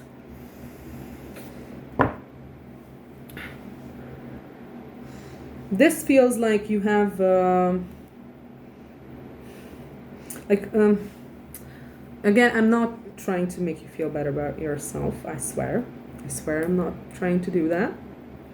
I'm trying to call your attention to certain things that you are prone to, and that's, I'm not doing that to hurt you, I'm not doing that to make you feel bad about yourself.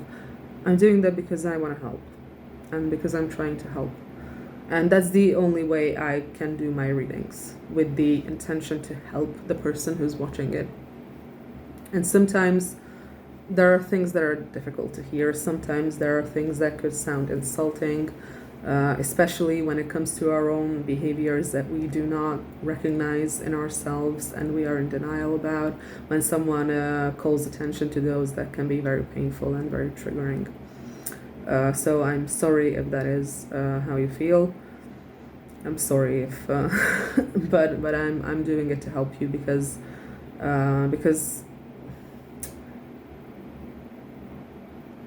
directing attention to them is the only way that is moving forward. And this reading is about how you can improve your life. So what I'm getting with the Justice and the Mice card is that you might be someone who puts others' needs in above their own. So like you put other people's needs above your own, and you always feel like you have to be fair, you have to be just, you have to be like a good person with everyone. And this has landed you in a couple of really bad situations. Like you're not moving forward in life, and maybe you're not making more money than you could because of this like false sense of justice and always giving way to the other person. That's what I'm getting here. Like you're always giving way to the other person, whoever they are and whatever they want, and you're just kind of like accepting that their needs are more important than your own. That's what I'm getting with this. And that's what makes you feel like you are a good person. By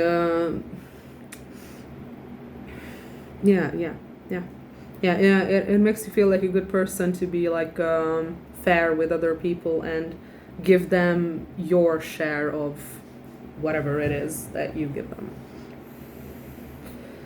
Like, for example, I'm just pulling this example out of my ass, honestly, but maybe you can better understand it if I like say an example. Like maybe you found the dream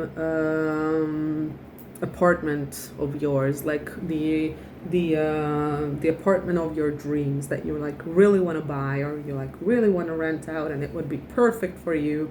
It's just in your perfectly in your budget. It's something you can afford. It's something that's very convenient for you. It's something that's like close to wherever you conduct your life. So like it would be very convenient. It would be very good for you to have this house. And then like someone else comes along and says that they would like to have this house, and then you would be like automatically saying that, oh, someone else wants this house, so I have to like let them have it. And you would like allow them to buy or rent out that house instead of you, when you needed it just as bad, if not more than them. That's the kind of behavior I'm talking about that I see here.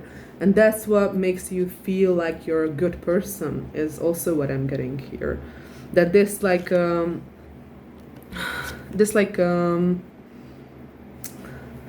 hinges on your self-esteem or your self-worth, your feelings of self-worth. You have to let other people have their way instead of you having your way in order to feel like you're a good person.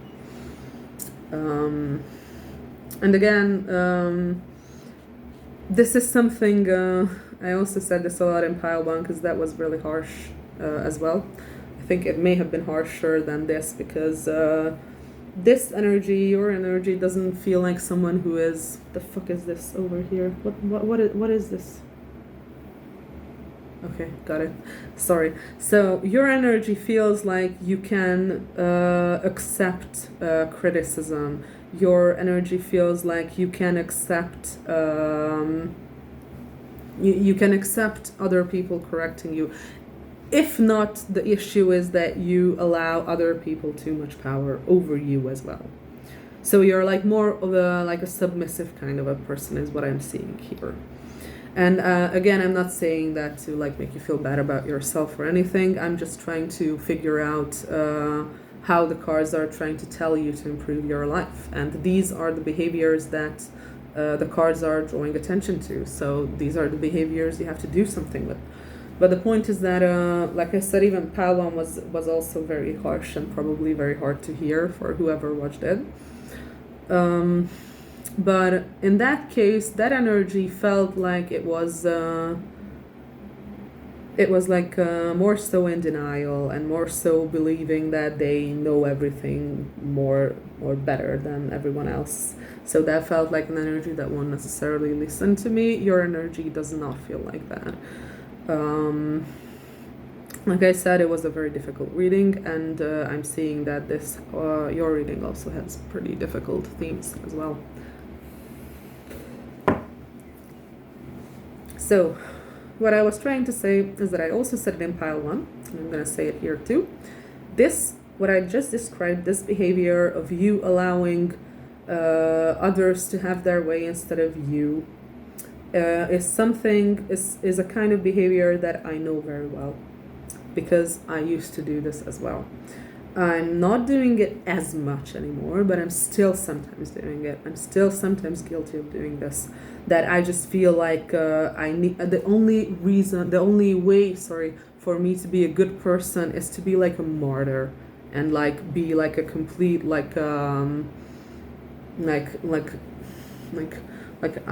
don't even know, doormat that is like who like allows anyone to do anything with her, and who like has no boundaries, and who like has no needs, and that is like deeply instilled in me, that I have to be complacent, that I have to be submissive, that I have to be passive in order to be a good person, and I have to allow others to have their way instead of me, because everyone else is more important than me. So if this is what I'm reading, that this is what is going on inside you. So if this is the case, my condolences. I know exactly how this feels. Like I said, I went through this. I still have issues with this. So I'm just trying to tell you that I'm empathetic towards your situation, and I'm not trying to make you feel bad about it. Because this is not because you have a fault with you. This is not happening because you're inherently a bad person or that you are wrong. This is so much more complex than that. I'm just basically trying to tell you not to beat yourself up over this, not to feel guilty about this, because the way these maladaptive behaviors work is that, based on the 9 of Wands and like the broom here at the beginning of the reading, clarifying the 7 of Cups, you probably got this from your parents or caregivers.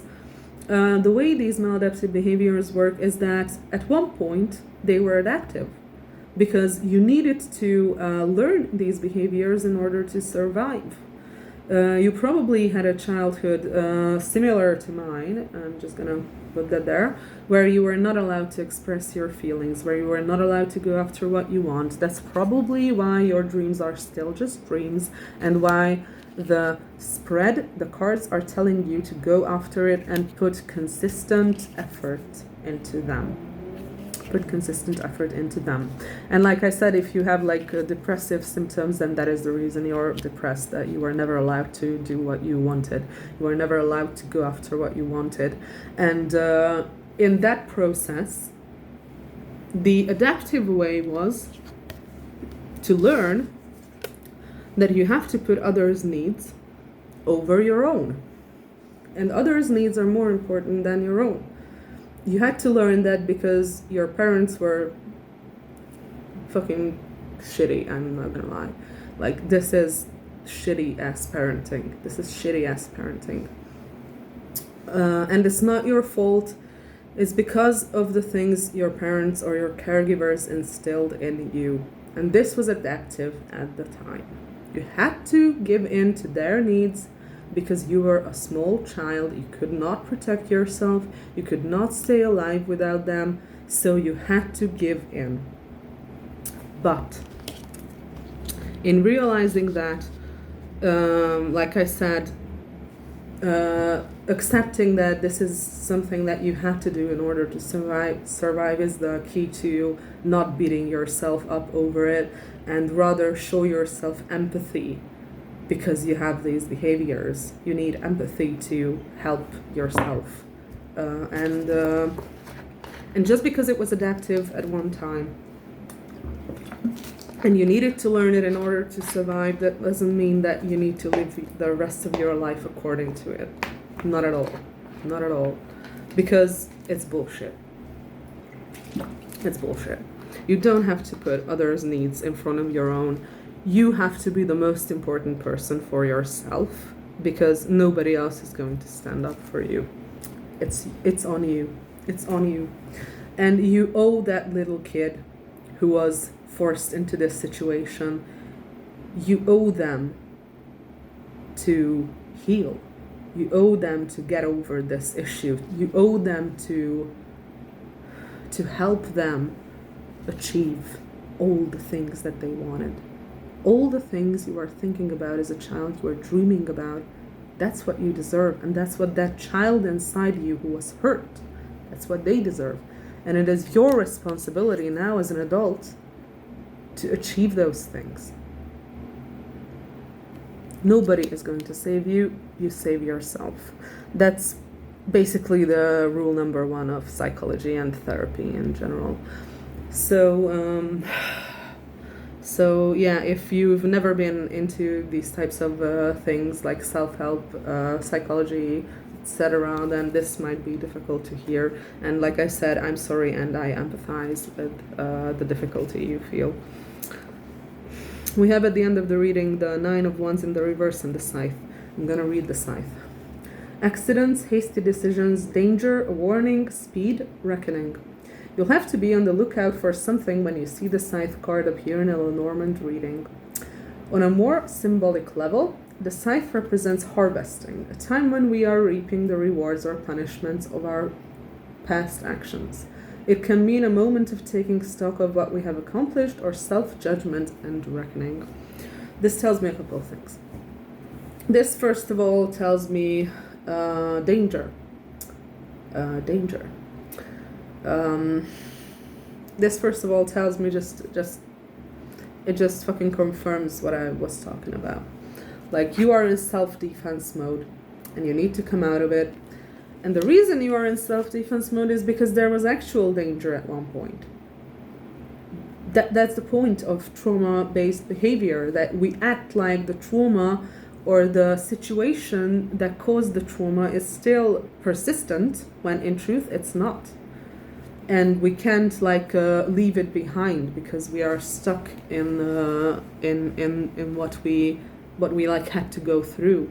So this is telling me, first of all, that it was actual danger that you were in, and that's why you are in self-defense mode. But you don't need to be in self-defense mode anymore, because you're not a little child who's defenseless anymore. You're an adult now, and you can defend yourself. So the point here is that it also tells me that you reap what you sow, basically, obviously. It's very strongly encouraging you to come out of this self-defensive behavior and trying to keep everyone off your neck, basically, trying to ignore the things that you actually want. Maybe the coffin is the best card to lift up when I say that. Stop ignoring what you actually want. Stop robbing yourself of the life you want to live just in order to protect yourself. You don't need to protect yourself anymore. You are old enough, you are big enough, you are strong enough to defend yourself and to do what you want to do, what you always wanted to do. So this is telling me what I said about the anchor and the snail. This is telling me that you're gonna get out of your life what you put into it. And if you keep staying in this self-defense mode, and you keep staying in this depressive energy, then that's what you're gonna get. That you're not gonna get anything out of that. You're not gonna get anything out of that. You're depressed because you had to completely suppress your own needs, probably to make your parents happy or to make your parents not hurt you, maybe. Like in my case, because sometimes it's like I said with the Scythe danger, I believe there could have been actual physical abuse in your past, like there was in mine. So again, I'm saying this because I want you to feel like you're not alone with this. You're not alone with this. There are a lot of people who go through these things. And again, I want to show you that I understand and I can empathize with you. And I'm not saying these things to make you feel bad about yourself, because the last thing you need is to feel bad about yourself. It's not your fault. It was never your fault. But it is your responsibility to fix it. And that's one of the most difficult things about healing, especially when you heal childhood trauma as an adult, that it was never your fault, and it was never because you were like bad or whatever the abuse made you feel like or made you believe. It was never that. It was never that. But at the same time, you are the only one who can fix it. You are the only one who can take up the responsibility and fix it. You're the only one who can get rid of this thought in your mind that you're less than other people, and in order to be viewed as good or whatever this thought is, like I feel like I said that I feel like I'm getting this message that you feel like the only way to be a good person, like to be morally acceptable to yourself, is to let everyone have their way. And that has led you into shitty situations, and is gonna continue to lead you into shitty situations. So even though this is not your fault at all, it is, like I said again, your responsibility to fix it. It is. And that's a very difficult, hard, and brutal truth to accept. That nobody is gonna come and save us. We have to save ourselves. And that fucking sucks. But that's the truth. Okay. So, let's see what else I can tell you. Please tell me more about how Pal2 can improve their life. Please tell me more about how Pal2 can improve their life. Please tell me more about how Pal2 can improve their life. Please tell me more about how Pal2 can improve their life. Please tell me more about how Pal2 can improve their life. Please tell me more. Oh. Okay. Got a lot of cards here. Got 8 of coins, 9 of cups, 9 of swords, 9 of coins, 10 of wands. Okay, since I haven't actually shuffled this deck properly, some of the cards come out next to each other, but I'm gonna still go over the meanings and the signs that they show. For example, in this card, you can see a sun symbol and a Virgo symbol. So your sun might be in Virgo, you might be a Virgo. What we have here is Jupiter and Pisces. So your Jupiter might be in Pisces.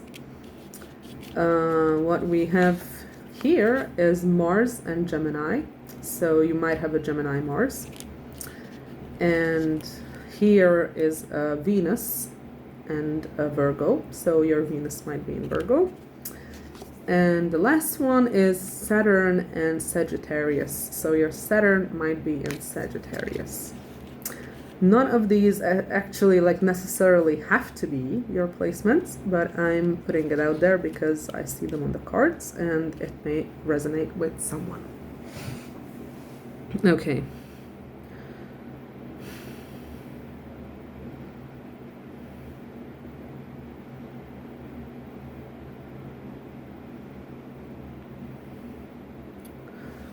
Well, with the 8 of coins and the 9 of cups next to it especially, this is like a very, very, very simple message. This is like a very simple message. Work on it. Work on it. Put the work into it. Put the work into your dreams. Like whatever it is that you want to come true in your life, put the work into it. Put in the work. Put in the work. I know it might be extremely difficult, especially if you're struggling with depression, which this spread indicates that you might be. I know it's extremely hard to find your motivation. It's extremely hard to make yourself do anything. But the way it works for me, maybe it could work for you as well, is that, let's say maybe you want to be a singer, or I don't know, and your parents forced you to be a lawyer or something of the sort. What you gotta do is remember the feeling singing gave you or whatever it is that you actually want to do with your life, what your dream is that you buried so deep. Whatever it is, remember what a feeling it gave you when you were a child, and carry that childhood enthusiasm and energy into actually practicing it and working on it. Like, think about how good it was when you were a kid, how much you loved it. Maybe you were into drawing, maybe you were into, like I said, dancing, or whatever it is. Just put the work into it. Try to carry that childhood feeling of awe and magic and enthusiasm into this whatever this work may be. And that is how you can counter the motivation, the lack of motivation depression gives you. And by the way, I feel like based on the spread, even based on the energy rather, and based on my own experiences, if you start doing it, it's gonna help you. It's gonna actually make you feel better. It's gonna give you back energy. It's gonna give you back motivation. Right now you're depressed because you're stuck doing something that you don't like. It's not giving you back energy. It's not making you feel more energetic. It's not good for you. It's not helping you. Maybe you need to keep that job in order to make money, but put the effort in towards your dreams. Do the thing. Do the thing. That's the easiest way to say it. Do the thing. So whatever it may be, maybe it's something that you would have to go to I don't know, a teacher to learn more about. Just start doing it on your own, maybe at home, while nobody's seeing you or something. And look at the turtle over there. We have another indication of slowness. So don't expect results overnight, but expect results if you put in the energy, if you put in the work. The 8 of coins, the work. Look at that dude over there, hammering away on that anvil. Yeah, that's the 8 of coins, is the card of work. And 9 of cups is the card of dreams coming true. So if you put the work into this, you can make it a reality. You can absolutely make it a reality. But you need to put the work in. Yeah. And I'm guided again to to say a personal example, so maybe that's gonna help you. My entire life, one of my biggest dreams was to become a vocalist, a singer. And 4 years ago was when I stopped seeing my vocal coach, and I only saw her for a year. So I was only working with her for a year, and I was 26 when I first went to a vocal coach. I had other shit going on in my life, and it was not happening. But that doesn't matter. The thing is that even though it was 4 years ago that I last saw a vocal coach, I didn't stop practicing. I didn't stop. And I'm a lot better today than I was 4 years ago when I started to practice. A lot fucking better. There's no comparison at all. Because I put the work into it, because I did it. I was doing it. And that's all you have to do. You just practice and you improve. That's how things work. I didn't. It felt discouraging when I was listening to some of my favorite singers and thinking that, oh my God, they can do all these effects, they can sing all these wonderful songs, all these beautiful ways, and I can't. And it was discouraging, because I want to be a good singer, and I can't do a lot of things that good singers can do, but through persistently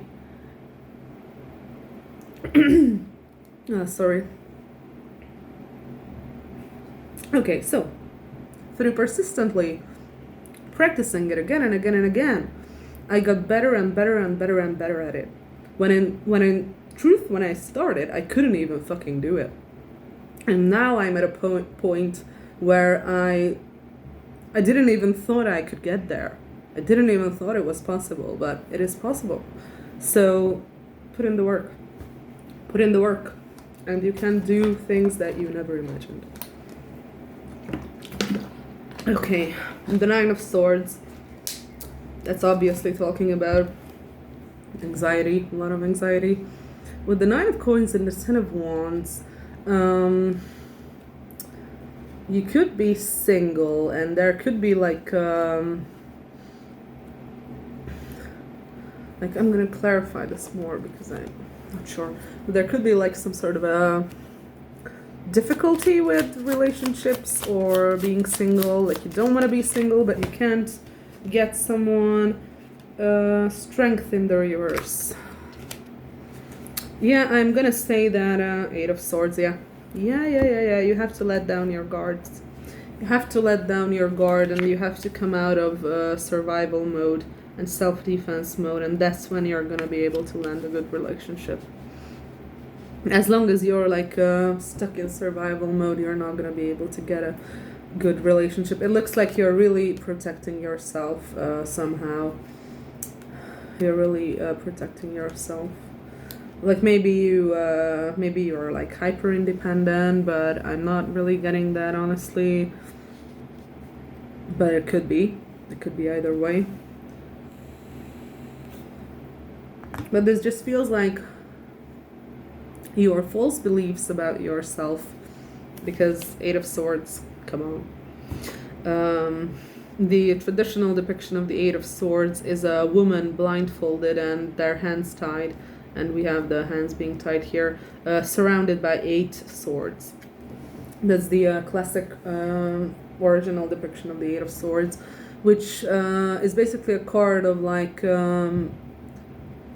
us building our own mental prison for ourselves. So what this is telling me is that if you have relationship issues, or if you've been single for a very long time, or maybe you have never had a relationship before, you feel like you're like a younger person, I'm not gonna lie.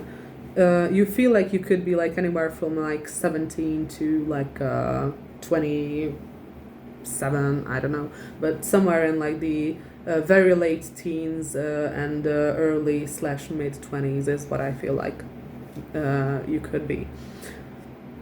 But if you have relationship issues, or maybe you never had a real relationship before, it's because you have all these false narratives about yourself in your mind. That's what this is telling you, and you are like protecting yourself somehow and sabotaging, and it feels like maybe it's. I get the image of like a young guy. So like maybe you're like a 20-something dude, but this feels like it's like more of a male energy. I'm not gonna lie. You could identify as male. You could be like a cis male or whatever, or you don't have to be male at all. But this is the strongest energy I'm picking up on. As someone who's watching this is probably a male. And the thing I'm getting is the energy of someone who is like 20-something, never had a relationship, and they feel like shit because of it. They feel like, so this might be your story, that you're like a younger guy in your early 20s or mid 20s or something like that, and you never had a real relationship, and it makes you feel horrible about yourself, and you just feel like you're worthless, that you can't land a girlfriend or whatever. But it's because you're kind of like protecting yourself from certain things, and it's because you have like this a bit of a self-defeating attitude when it comes to like dating or even communicating with the opposite sex.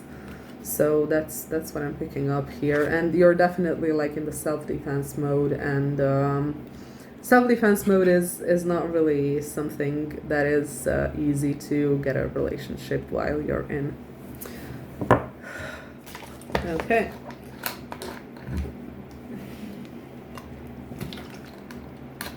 So, pretty cut and dry message. I'm gonna grab a few more cards And I'm gonna call it a day because it's been almost an hour. Okay, what else about pile 2? How can pile 2 improve their life? How can pile 2 improve their life? What else can you tell me about how pile 2 can improve their life?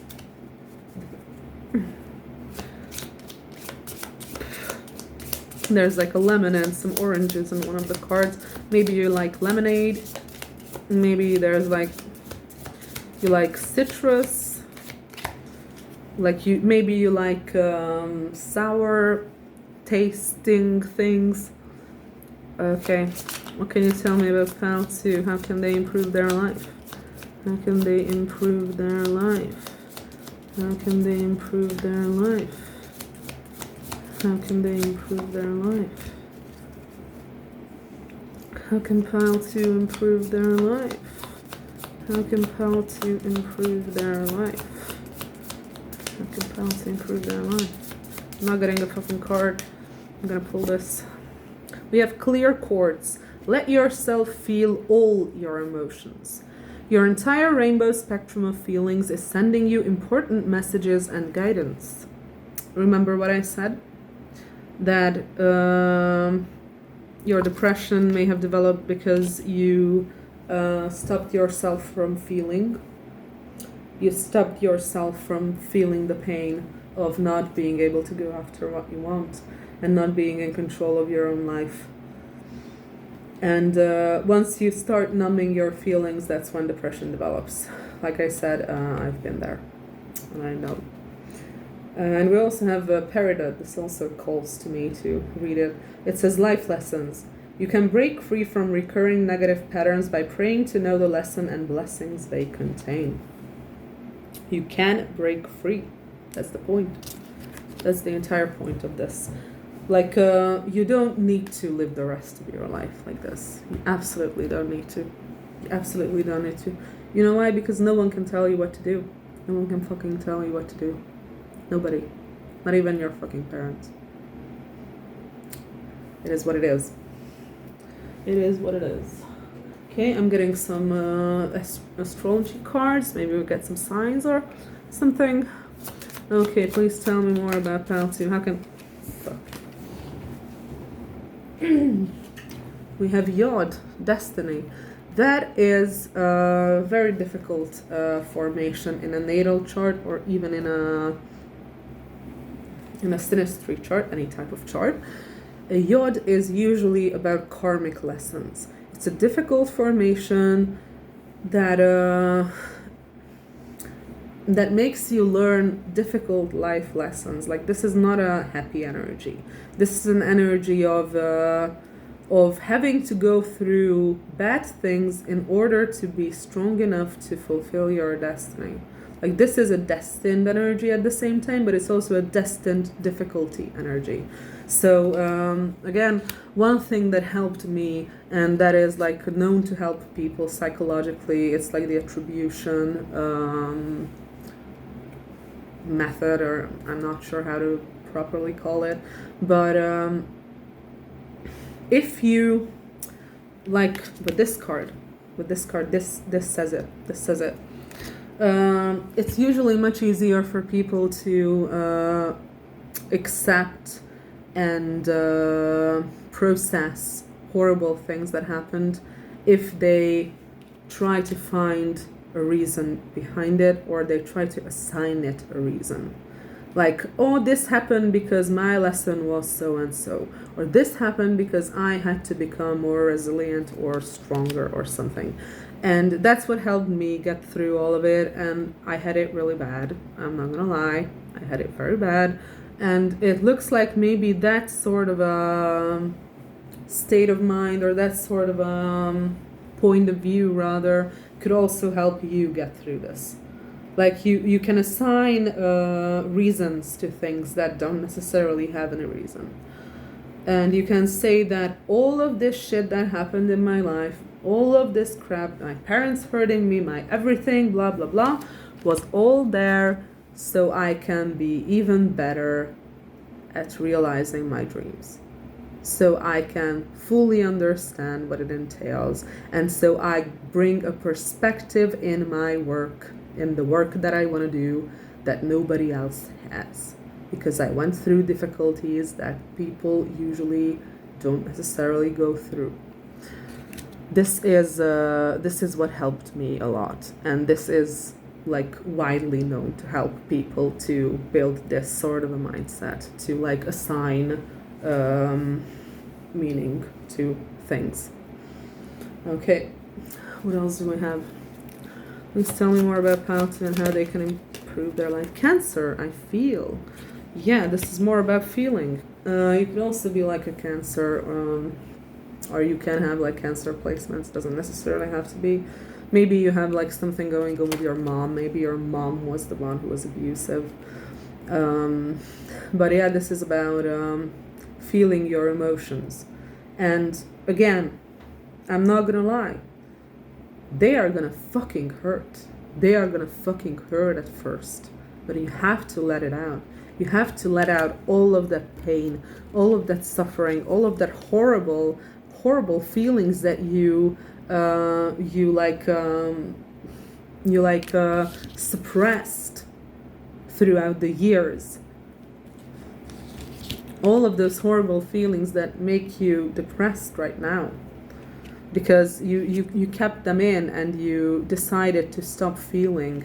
It's not a conscious decision. It's a self-protection. It's a protective mechanism of the brain to stop feeling emotions.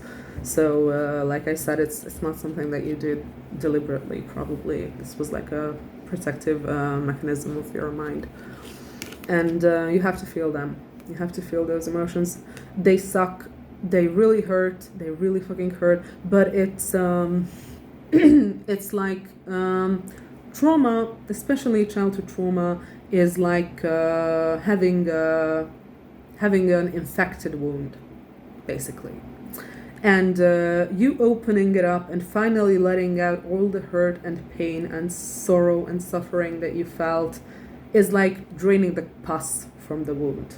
Basically, that's the equivalent. You have to clean out the wound before you can like dress it, before you can like heal it and everything. And that's what this is. You have to clear out your feelings. You have to clear out the pain from your feelings, because there's a lot of pain there, and the only way to clear it out is that you have to feel them. And I'm not saying this lightly, like I'm not actually encouraging you to do this on your own. Like if you have the means, go to a therapist, or at the very least talk to a professional or read self-help books or something. Don't do this on your own, because it can be dangerous. It can be very dangerous.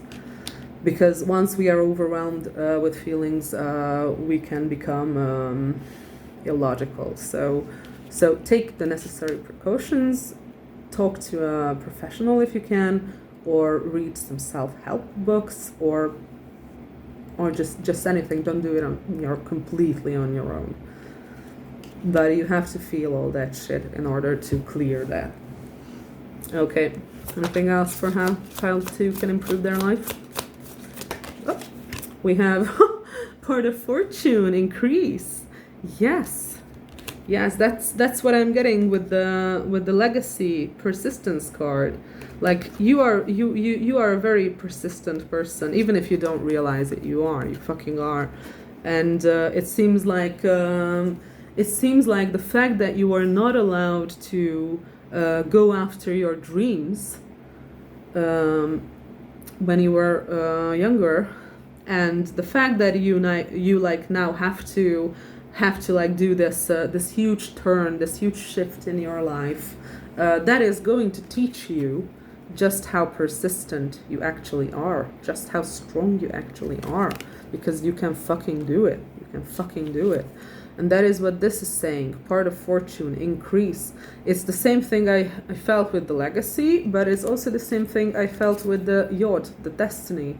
Like if you go through your battles, if you fight your battles, if you do this, if you go after what you want, you're going to be successful. You're going to be successful, because this is like a karmic lesson for you. You could have like a north node in the sixth house or first house, or you probably have some sort of a difficult formation in your chart that makes your life like maybe you're like Saturnian, maybe you have Saturn aspecting your sun or moon or some of your inner planets. Maybe you have Saturn close to your sun. That would mean you're a Pisces, probably. Not necessarily, but Pisces or an Aquarius, maybe. Maybe even Capricorn, but I'm not sure. Okay, so the thing here is that you have to fight these battles, and you have to fight them because that's what's going to show you your own strength. You may never have believed how strong you are, but through doing this, you will not only believe, you will experience your own strength, and you will become successful. You will be successful. Also, maybe take a look at where the part of fortune is in your chart. If you want, oh my God. If you want like an astrology chart, then you can just type into Google like free astrology chart calculator, and AstroSeek is one that's really good. And all you gotta do is give it your exact time of birth, like down to the minute, and the city you were born in. Then it's gonna draw you like a circle kind of a chart, and under that it's gonna like list your placements, and it's called the natal chart. So look for the natal chart, NATAL. And I maybe there's like a special thing box you have to tick to show the part of fortune, but it's it should show it, I think. Let me check it out, because I showed how to do it with 4pal1. So yeah, with astroseek.com, this is what you're gonna get once your chart is done. And under that, this is where there's gonna be like the description of every single one of your placements. Like there's the sun, the moon, etc. And the part of fortune is, let me show you. In my case, it's in the 12th house. It's that little X, like that little circle with the X. That's your part of fortune. So maybe check out where yours is, and that's gonna tell you more about how you can become more successful.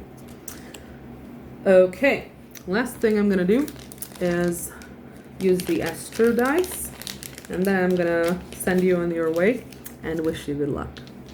Okay, please tell me more about how Pal 2 can improve their life. Okay, we have Aquarius, we have Mercury, and we have 5th house. So 5th house is usually about creativity, so I'm gonna say that you're probably a creative. Doesn't necessarily have to be, but with Mercury here, you could be a writer, or you could be an actor, or you want to be an actor, or it has something to do with like words, communication. 5th house is also having fun. And Aquarius is a lot of things. It's usually associated with being like a humanitarian, like wanting to help other people. So maybe your art or your creativity or whatever it may be will end up helping a lot of other people. Because like I said, with the yacht and the part of fortune and the legacy card, it feels like it's a karmic lesson for you to go through all this shit so you can create something, you can create a legacy that's going to last. So it's almost like you're like the next big thing, or you're going to be in your future. So with Aquarius, like I said, it could be like the humanitarian thing, like your work can end up helping a lot of people. But it can also be talking about genius, because Aquarius is not traditionally, but in Western astrology, it's ruled by Uranus. And Uranus is the planet of ingenuity, is the planet of uniqueness, is the planet of even like foreign countries or foreign languages, and even technology. So any or all, oh my God, come on, any or all of those things could have something to do with what you're like here to do, your legacy that you have to build. Okay, so this was like it was harsh, but it was much less harsh than Pile 1. Pile 1 got it bad, like phew, Pile 1 got really fucking called out by the deck. So I'm glad that this was like a bit happier. I'm glad that that we see the light at the end of the tunnel here, that it's very obvious that you're going to succeed once you finally conquer your issues. And anyway, I hope I could help with this. I hope there is something you can take away from this and maybe ruminate on, maybe think about, maybe something to help you, maybe something to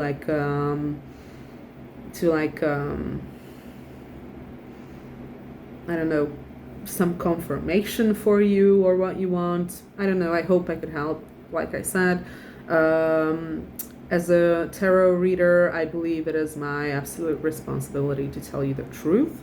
So even if messages come up that are difficult to hear or that are shitty to hear, I'm gonna say it because I believe that that's the only way I can help you, by telling the truth.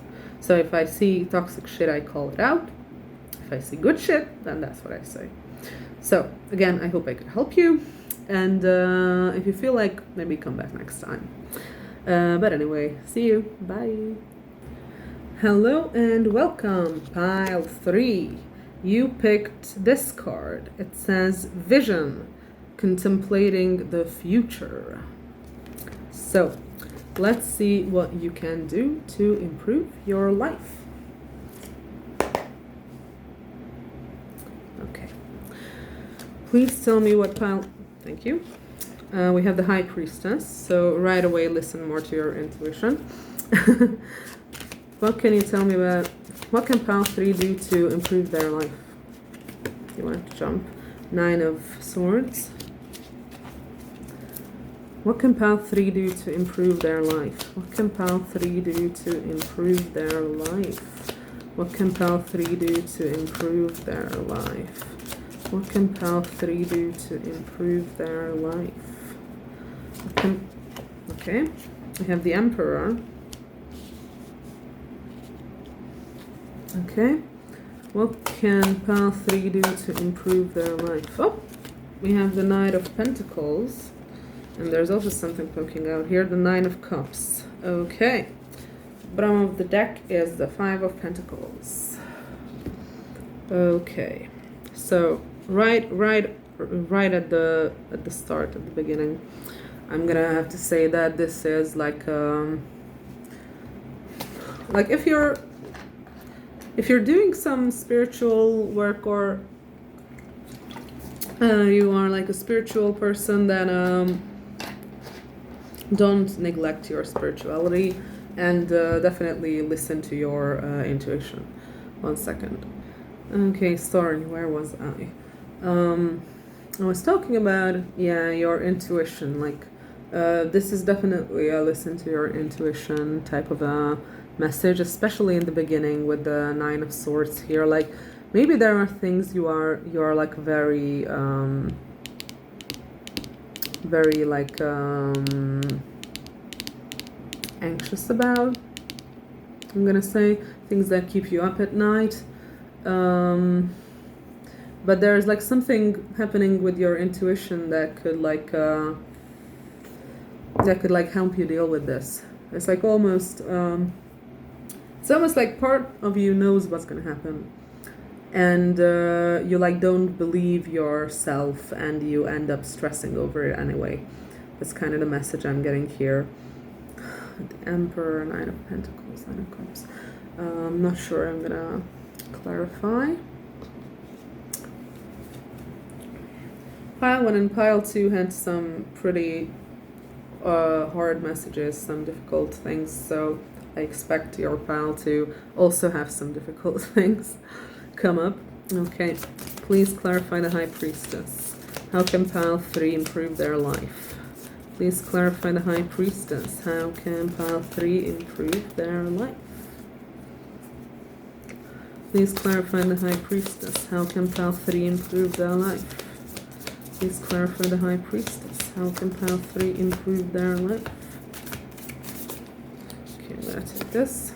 The Keyhole. Okay, Nine of Swords. Please clarify the Nine of Swords. How can Pile 3 improve their life? Can Pile 3... Oh, okay. We have the Hot Air Balloon. We have a couple of cards here from Pile 1. So maybe if Pile 1 was something that you were drawn to, there could be some messages in there for you too. Okay, please clarify the Emperor. How can... Oh, fuck. The Fish. Yeah. We also had some money, Emperor connection over there. Please clarify the Knight of Pentacles. How can Pile 3 improve their life? How can Pile 3 improve their life? Please clarify the Knight of Pentacles. Please clarify the Knight of Pentacles. Please clarify the Knight of Pentacles. The Stork. Okay. So there might be like a move indicated here. Nine of Cups. Please clarify the Nine of Cups. How can Pile 3 improve their life? Please clarify the Nine of Cups. How can Pile 3 improve their life? Please clarify the Nine of Cups. How can Pile 3 improve their life? Please clarify the Nine of Cups. How can Pile 3 improve their life? Please clarify the Nine of Cups. Come on, please give me a card. Please clarify the Nine of Cups. How can Pile 3 improve their life?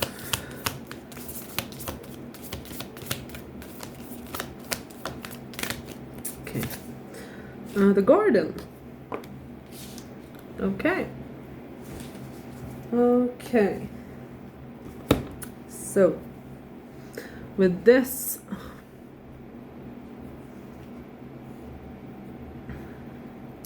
I'm gonna read the Keyhole because that's like a card specific to this deck. It's not in the original Lenormand. Keyhole. Endings, change, indecision, inaction, doubts. The card signals that one major phase in your life is ending and a new one is going to start. You just need to close the one door so the new one will open. Situations, things, and people that you have counted on or gotten used to may no longer be available to you in quite the same way as they once were. This transition can be very difficult for some people. The change, though, is nearly always needed. Yeah, that's also similar to what the balloon is talking about, by the way. Because the balloon is talking about a huge positive shift in your life and public recognition. And it seems like you, based on this, it feels like, or it seems like you feel that there is a change coming on. You feel that there is change in the air. You feel that something is coming up, that something is going to happen. But it seems like you're like stressing about it a lot. You're really stressing about it. Despite the fact that it's like a good change. This is like a positive change. It's like a very huge positive change. It's what I'm getting with the Emperor and the Fish. I'm gonna clarify the Emperor, but this feels similar to Pile 1, where it was like maybe there's some sort of a financial or business position that that is like important here somehow, like maybe your work position, like maybe you're making a lot of money or something of the sort. But then there's also like the Knight of Pentacles and the move, so the stork, sorry, which is talking about a move usually, or the birth of a child. But I'm getting move here because of the Knight. Because the Knight is also like a movement card. The Knight of Pentacles is the slowest moving Knight in the deck, but it is a movement nonetheless.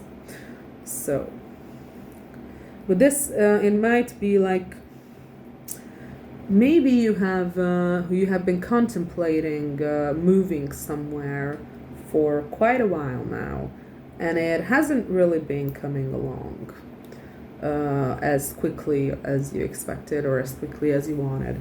But this, if that's the case, this is signaling that it is going to happen. It is just slower for some reason. And with the Nine of Cups in the garden is about being, again, in the eye of the public. But I'm gonna say what else it says. Yeah, invitations, party, company, new knowledge, joy, meeting, celebration, and new contacts. A place to meet a friend or a business/office. Social encounters, people and places leading to positive developments. Event, club. Creativity, meeting, party. The public, the audience, network of people. Park. There is an offer concerning a job in the midst of people. It could be in gastronomy, sale, or public relations. Yeah, so I'm getting that there's some sort of a wish fulfillment coming in for you. And it has to do with the public. And especially because we also have the balloon, which is about public recognition, this could be you becoming famous. This could absolutely be you becoming famous. Especially since here it also says the audience and event and club and party and new contacts. So this could very well signal you becoming famous.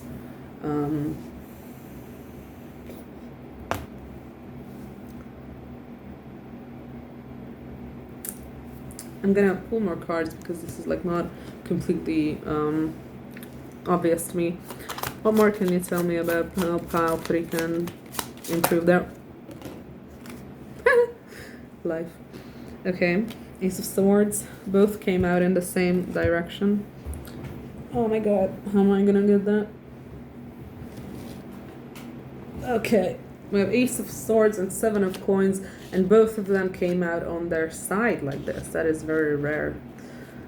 That doesn't really happen. So it looks like this is something you have been waiting for a while now. It's something you have been cultivating for a while now, is what I'm getting with the Seven of Coins. And we also have the signs over here are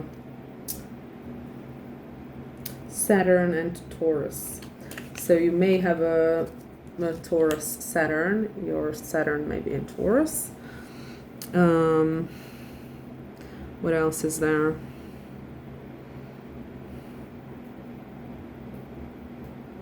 Like roses could be important. Swans could be important.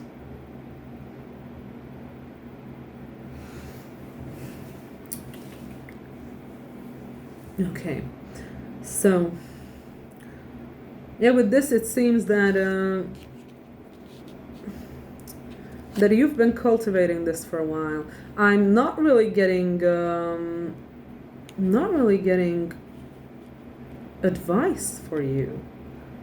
I'm getting like a situation and not what you should do and not what you shouldn't do. It really is more about this thing that it feels like you feel like there is like some change that's gonna happen soon, and you're like stressing over it, but it's a positive change actually, and maybe it's gonna lead you to becoming like an authority figure or something of the sort, or a boss, maybe a CEO. It's probably gonna make you a lot of money.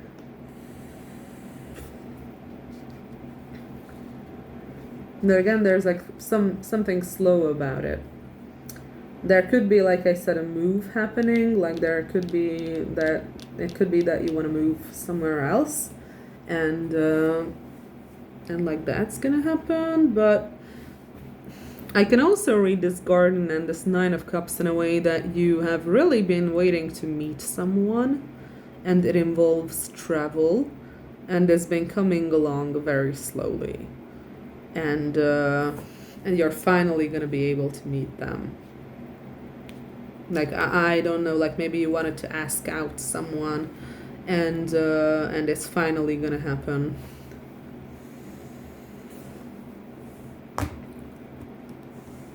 Okay, tell me more about this Emperor and Fish. Tell me more about this Emperor and the Fish. How can Path 3 improve their life? Tell me more about this Emperor and the Fish.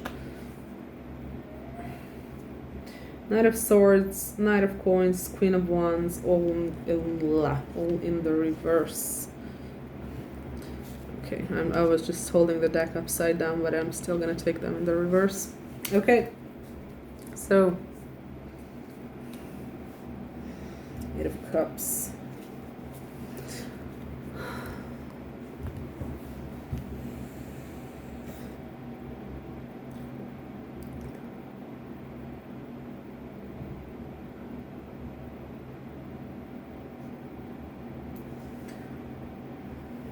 It almost feels like you have been blocked from this in the past. Like, this feels like blocked energy. This feels like an intentional block. Like, it's almost like you were not allowed to progress in this direction in the past because you had, like, other things to take care of. Or you had other things. You had other things to attend to. Okay, can you talk more about this Knight of Pentacles and the Sword? Can you tell me more about this?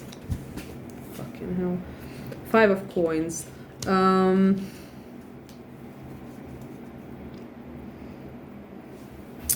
of Coins. Like, you may be, like, moving together with someone. Like, moving, or maybe moving closer to someone. This someone could be they could be living far from you, but what I'm getting with this is that you could have a Taurus Mercury, by the way, or you could have a Virgo Venus indicated here. I'm getting that this is someone you are not in a you're not in a good place with. It's almost like either you shut them out in the past or they shut you out, and you want to like reconcile with this person. That's something that's coming through, and this indicates like being single. So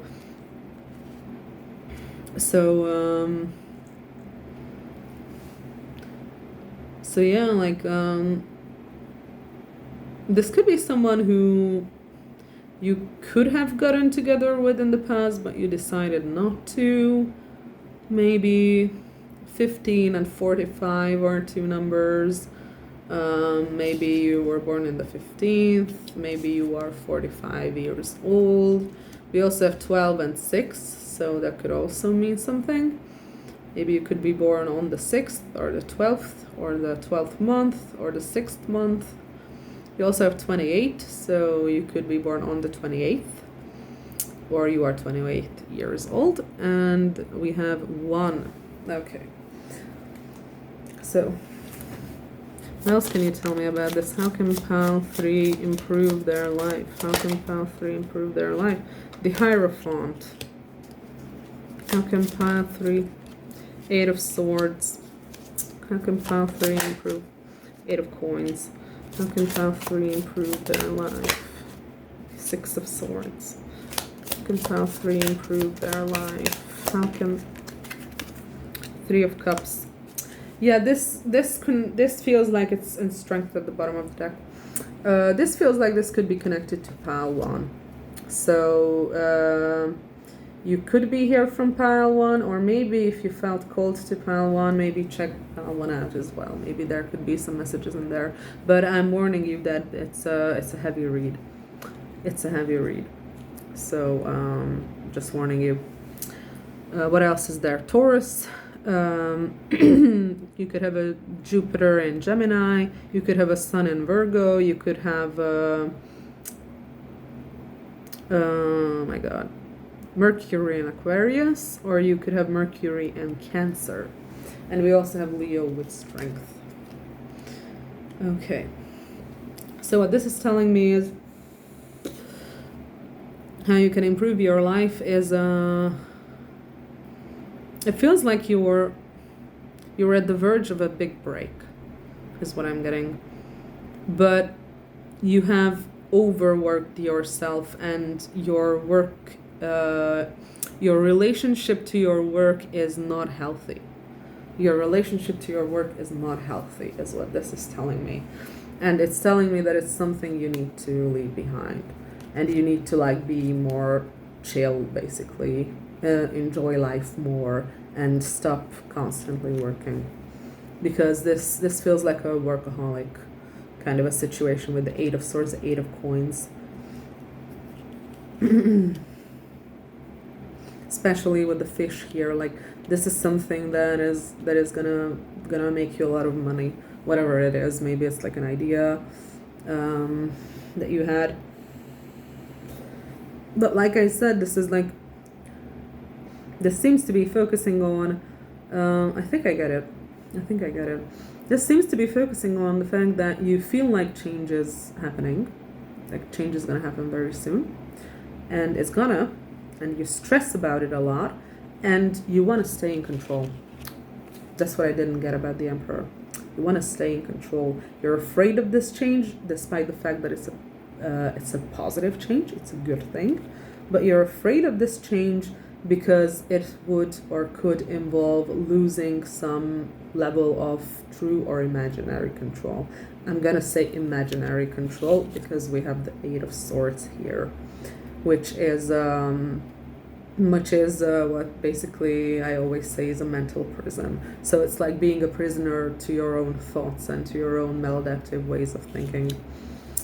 And that is what it seems to be like maybe with work, or maybe with the making money is the easiest way for you, or it is how you can feel the most control, or that is what you use to feel in control. And this is like telling me that you are like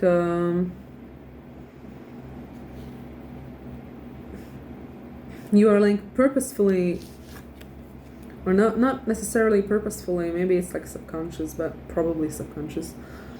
But with this mindset, you're actively keeping yourself isolated. You're actively keeping yourself away from meaningful connections with other people. And you're actively keeping yourself alone. And the Six of Swords as well, basically just indicating this this being something that you need to leave behind. Like, your relationship with work is not healthy. And like I said, you need to have more fun in your life. Like, you have to do things for fun and not just for work, is what I'm getting here. And we have the Hierophant at the beginning of this whole thing. The secret of physical strength is what it says over there. So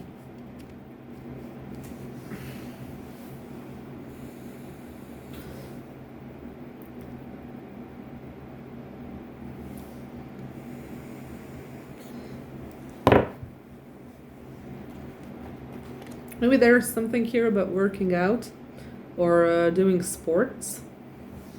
Let me clarify the Hierophant a bit more. Please clarify the Hierophant. Thank you. Ace of Coins and Princess of Swords. I think that Ace of Coins, Princess of Swords. This is weird. Can you clarify it more? Yeah, you can. You have the Emperor in the reverse. Yeah.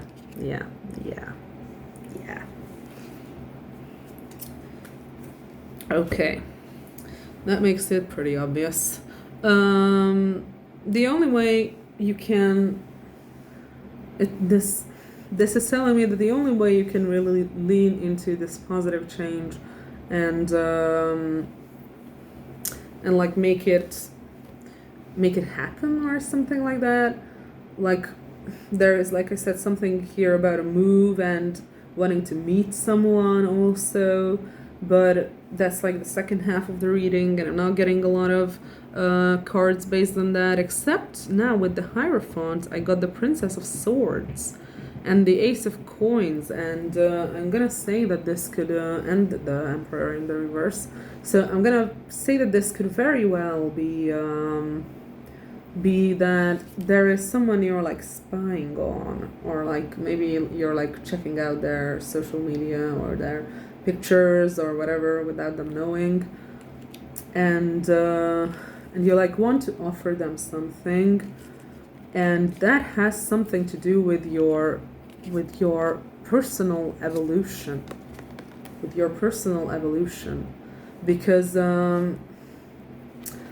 with the Emperor here in the reverse, that's like what I said about the fish, like you feel like this change is coming, but you want to stay in control, and that is why you're afraid. Your ego is afraid because your ego feels like it is gonna be thrust out of control, that it's no longer going to be able to control the situations or people around you, and that is what the ego wants if certain criteria are met. So with the Emperor being in the reverse here, that like obsession with control is what you need to let go of in order to become something bigger and something greater. And it's interesting because the High Priestess and the Hierophant are both here, which are like the two male and female spiritual cards. So there could be a very spiritual connection here indicated with someone. Maybe this is the someone you want to move closer to, or want to travel to, or want to meet somewhere, like maybe on a party or maybe on a concert, because I don't know, or maybe you would like perform something somewhere and invite them there. Something like that is what I'm getting with this. Okay. What more can you tell me about how Pal 3 can improve their life? What more can you tell me about how Pal 3 can improve their life? What more can you tell me about how Pal 3 can improve their life? What more can you tell me? What more can you tell me about Pal 3? How can Pal 3 improve their life? The Devil. How can Pal 3 improve their life? Oh, fuck. The Hangman in the reverse. Okay. What can you tell me about how to improve? And King of Coins. Okay. So, signs here, we also have Capricorn is the only one. Okay. So,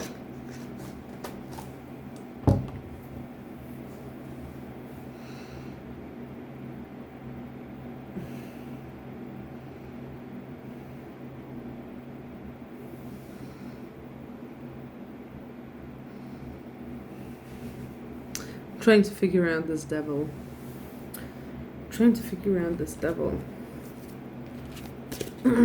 What is this devil? What is this devil? Thank you. The Hermit, yeah. Yeah, this is how I read it. So that's just confirmation. Okay. 2 of Wands, Queen of Coins. Yeah, looking towards the future, and 2 of Wands, yeah. Okay. So, Devil here is talking about addictions, and I told you about your unhealthy relationship with work that has been coming through, and you actively isolating yourself because of it, or you actively isolating yourself and working instead. And it seems like you have to, or you are supposed to be building connections, or building connection with a specific person, but the Devil is usually about addictions, and and toxic behaviors and maladaptive patterns. And it being clarified by the Hermit very obviously tells me that you could have like Virgo strong in your chart, but you could also have Taurus. What else came up? I don't remember. I said them at one point. Yeah, Taurus, Virgo. You might be very heavy on Earth placements. So what this tells me, the Devil being clarified by the Hermit, is that you isolating yourself and actively avoiding people and avoiding social situations and avoiding connecting with people, because what I see here is not necessarily that you're like completely avoiding people. It's more like you can't connect with people, and it makes you feel like something's wrong with you. It makes you feel like you're different. It makes you feel like you're like cast out, you're alone. Maybe this stems from childhood. Maybe you were bullied, maybe you were hurt as a child, or maybe you were just like an outcast as a kid, not accepted. What this tells me is that this behavior, or this thing rather, is a behavior. Like you are subconsciously behaving in a way to exacerbate this and to like shut yourself away from other people and not make actual meaningful connections, because the Hermit is like obviously a card of isolation and being alone, loneliness. And like I said, it clarifying the Devil very obviously means like this is an unhealthy behavior that you have been doing for God knows how long, and the spread is telling you to stop doing that basically. And with the Hangman in the reverse, I'm gonna say that it's like the King of Coins.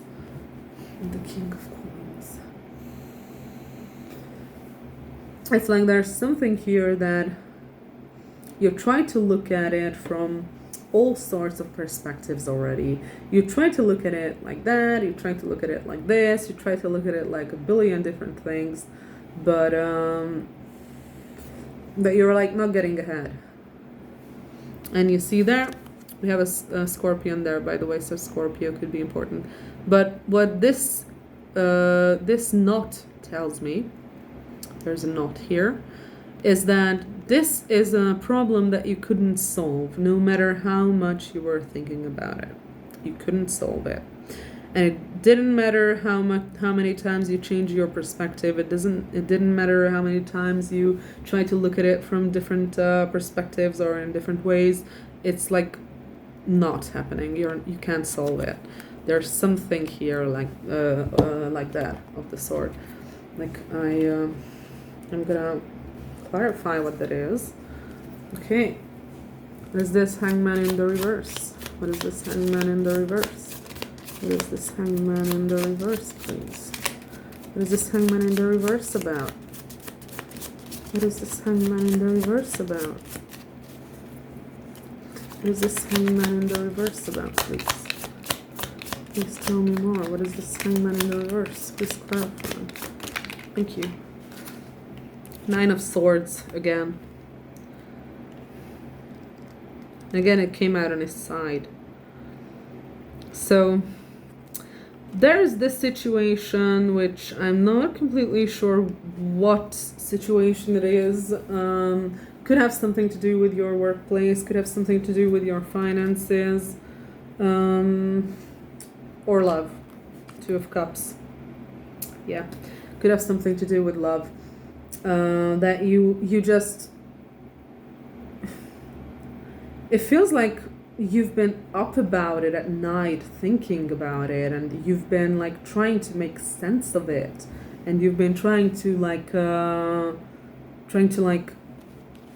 think about it, trying to like solve it, like I said here with this knot that I talked about. We also have Ace of Cups here, so it could be very well be a love, yeah.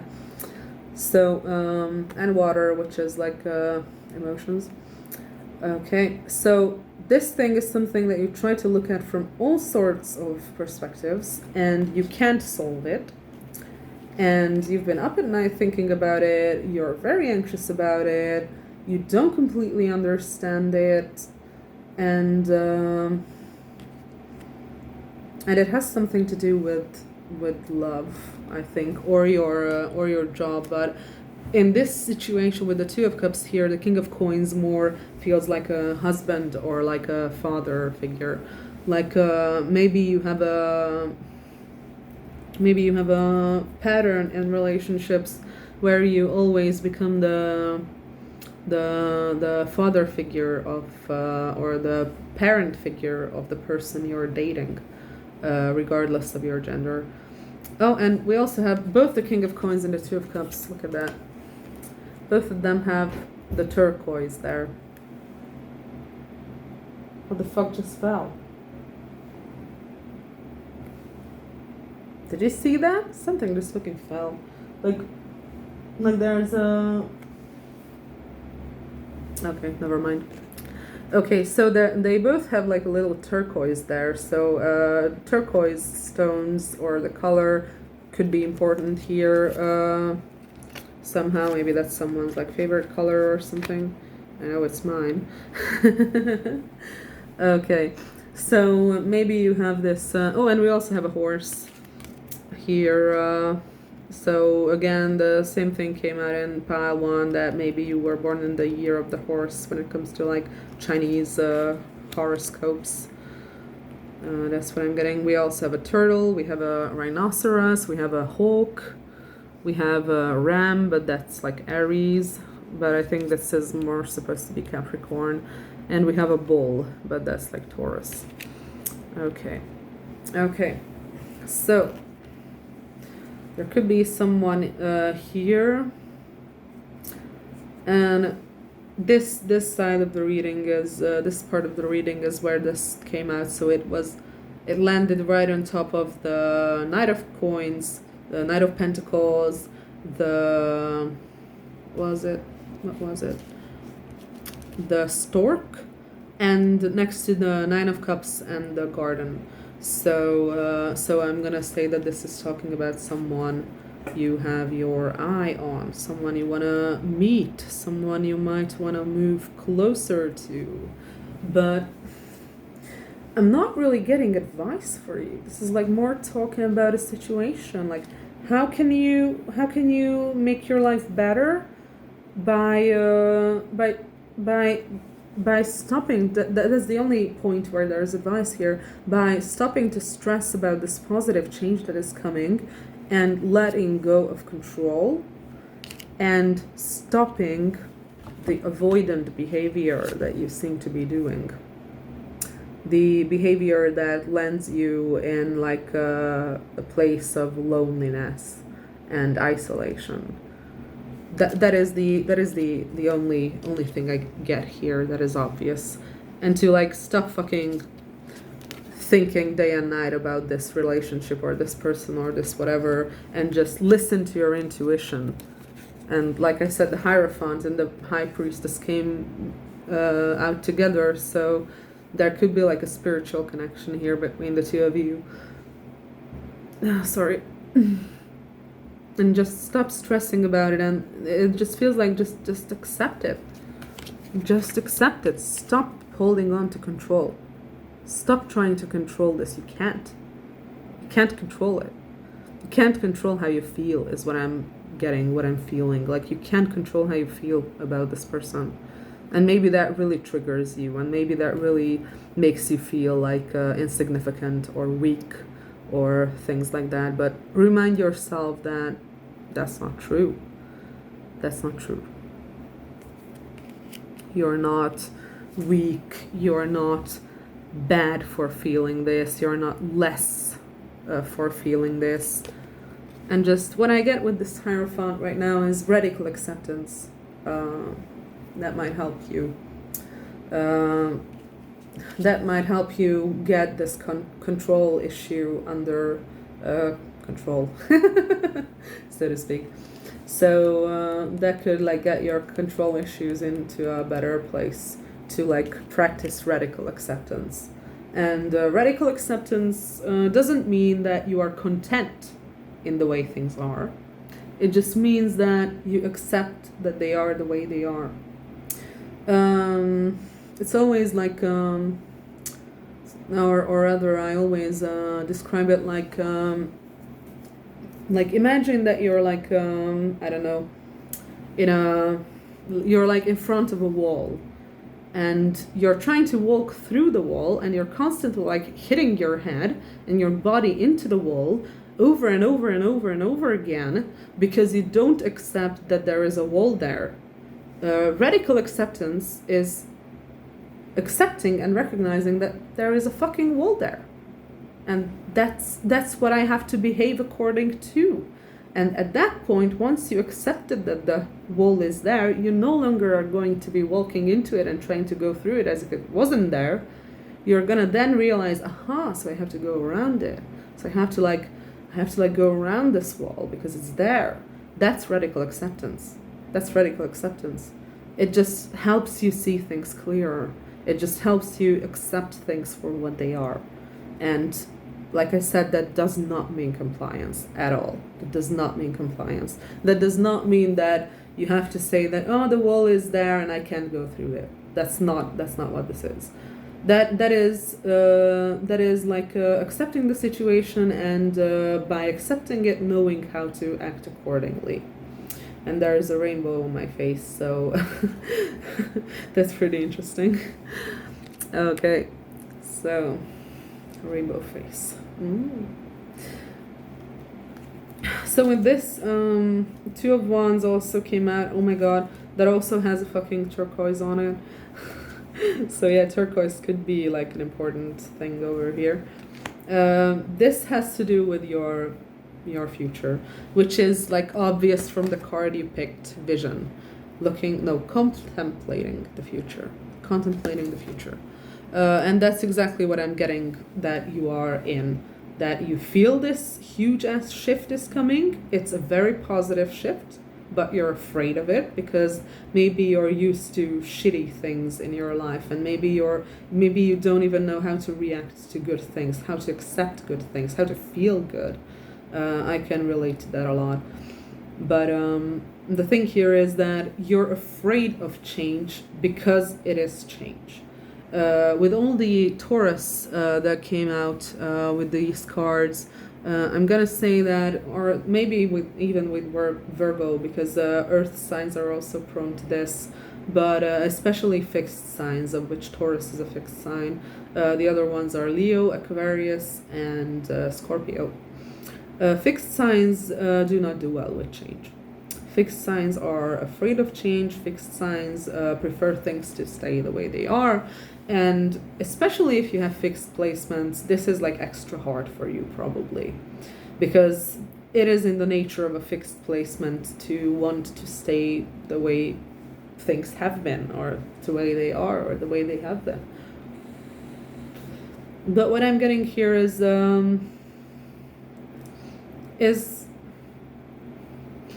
again with the Hierophant, like this has been coming out a lot in my recent readings. So maybe you've been here before and got this got one of the readings where this came out. But what I always say about it is it feels like self-mastery. So this feels like you need to master your own nature. You need to understand your own nature, and you need to understand your limitations. You need to understand your shortcomings. You need to understand your strengths. And this is a time of change, whether you like it or not. Whether you're afraid of losing control or not. It is a time of change. Things will change now. There is going to be huge changes here. That's what I'm getting. And that has a lot to do with how well you can like navigate your own your own self, or how well you know your own self, how aware you are, how self-aware you are. That's what it seems to be. And with this King of Coins and Two of Cups, Two of Wands, it's also telling you that if it is like most of Cancer, Venus, and Aries, Mars, and Gemini, Mars.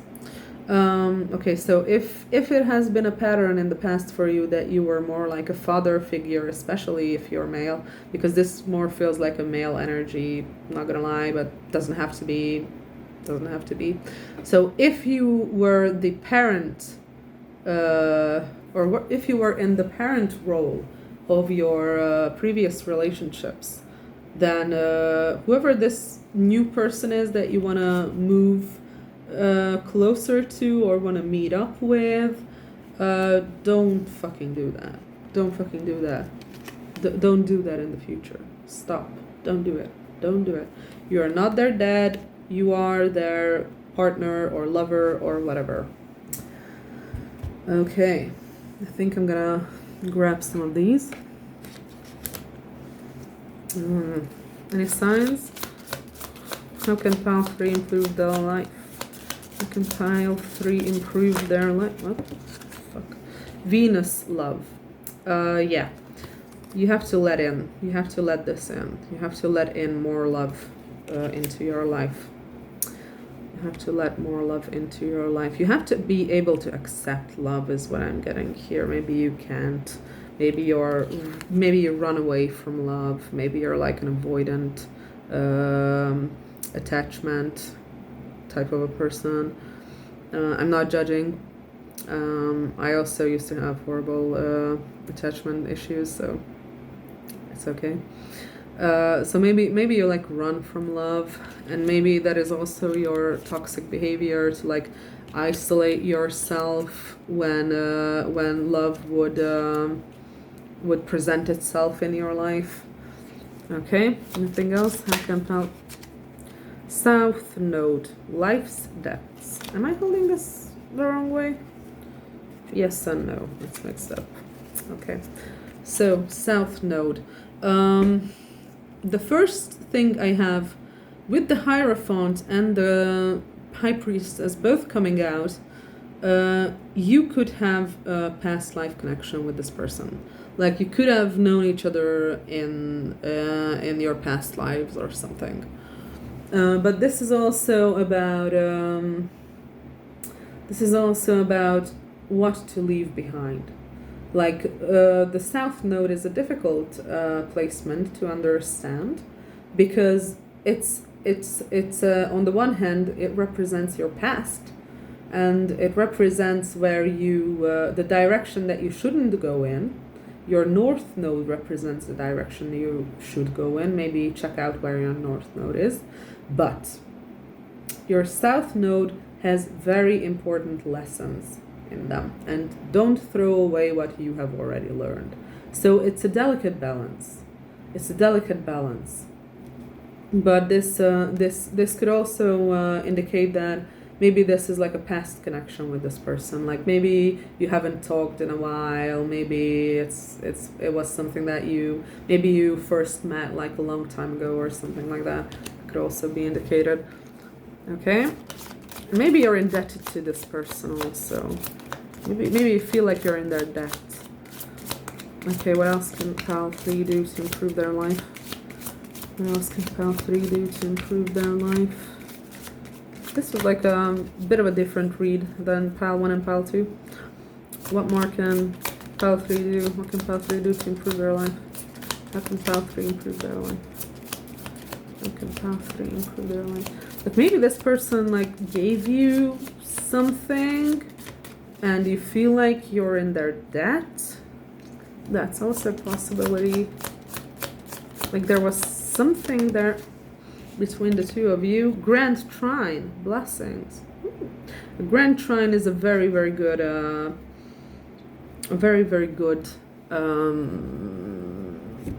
formation in the natal chart or the synastry. It brings with it harmony, ease, a familiar feeling. This is like a very good sign, is what I'm going at here. And even it says blessings, so I can go back to what the cards were saying earlier about this change, about the hot air balloon. Remember that? That's what I pulled, which is a card of public recognition. And then there's also the fish, which is a card of a lot of money. So there are a lot of blessings coming your way. There are a lot of blessings coming your way, is what I'm getting. Should I do one more? Let's do one more. What else about Pile 3? How can Pile 3 improve their life? What else can you tell me about Pile 3? Any confirmations? Any signs? Any confirmations? Any astrological signs? Anything more for Pile 3, please? Oh, okay, we had something. We had Libra. I balance. I'm not gonna lie, this feels like an extension of Pile 1. So if you haven't watched Pile 1, maybe try to give it a watch and see if it resonates. I'm not gonna lie, it's not gonna be an easy watch. Like, the cards called Pile 1 out pretty fucking harshly. So yeah, that's like, yeah. Libra is the traditional ruler of the 7th house. It's also the sign of partnerships. Like, look at those two people, like, almost kissing there. It's also a sign of serving others. It's also a sign of mediation and balance, obviously. Like, the scales is the sign, the symbol of Libra. And Libra very often talks about, like, relationships. So I'm gonna say that again, the same thing that I said in Pile 1. It feels like this specific person that you like may be moving closer to, or maybe you're like asking them out, or you're gonna meet them somewhere, maybe in a cafe or something like that. This person who you might have a spiritual or past life connection with has something to do with this change in your life. Like the two is kind of like connected somehow. And that's the same thing I said in Pile 1. So how can Pile 3 improve their life? What can you tell Pile 3? How can Pile 3 improve their life? How can Pile 3 improve their life? How can Pile 3 improve their life, please? How can Pile 3 improve their life? What more can you tell Pile 3? How can Pile 3 improve their life? How can Pile 3 improve their life? Just give me something. We have Amber. Give it to God. Take a deep breath, and on the exhale, release the situation to God for healing and answers. Stop controlling everything. Stop trying to control everything. It's not yours to control. It only leads to more and more anxiety. And what I'm getting is that this is not you. This is not you. This feels like this feels like trauma-based, trauma-driven behavior. Like, this feels like something bad happened, or many bad things happened in the past, and you feel like you're the one who has to take care of everything, and you're the one who has to control everything, and it's don't give it to God. Trust the universe. Trust the universe. It almost feels like you want to control this positive shift that is happening, and it feels like you're trying to sabotage it and you're trying to run from it. That's what it feels like. It feels like there's a huge positive shift coming towards you in money, in fame, in love, and somehow this person, this love situation is connected with all of it, and you're like trying to run away from it. Is what this feels like. You're trying to like isolate from it. You're trying to like hide from it. You're trying to keep it at bay, like keep it away, but it's not going to be kept away. And it's a lot of very good things. Like you're sabotaging yourself actively by trying to run away from the good changes in your life, by trying to control them. You can't control change. And if you're a fixed sign, then yeah, change is probably more difficult for you than for the average person, but you have to stop trying to control it. You have to stop, because you can't. It's out of your control. It's out of your control. Okay. Anything else for pile 3, please? Anything else for pile 3? Sun's going down. Fuck, I've been here all afternoon. Anything else for pile 3, please? Anything else for pile 3? How can pile 3 improve their life? How can pile 3 improve their life? How can pile 3 improve their life? Maybe this. Fuck me.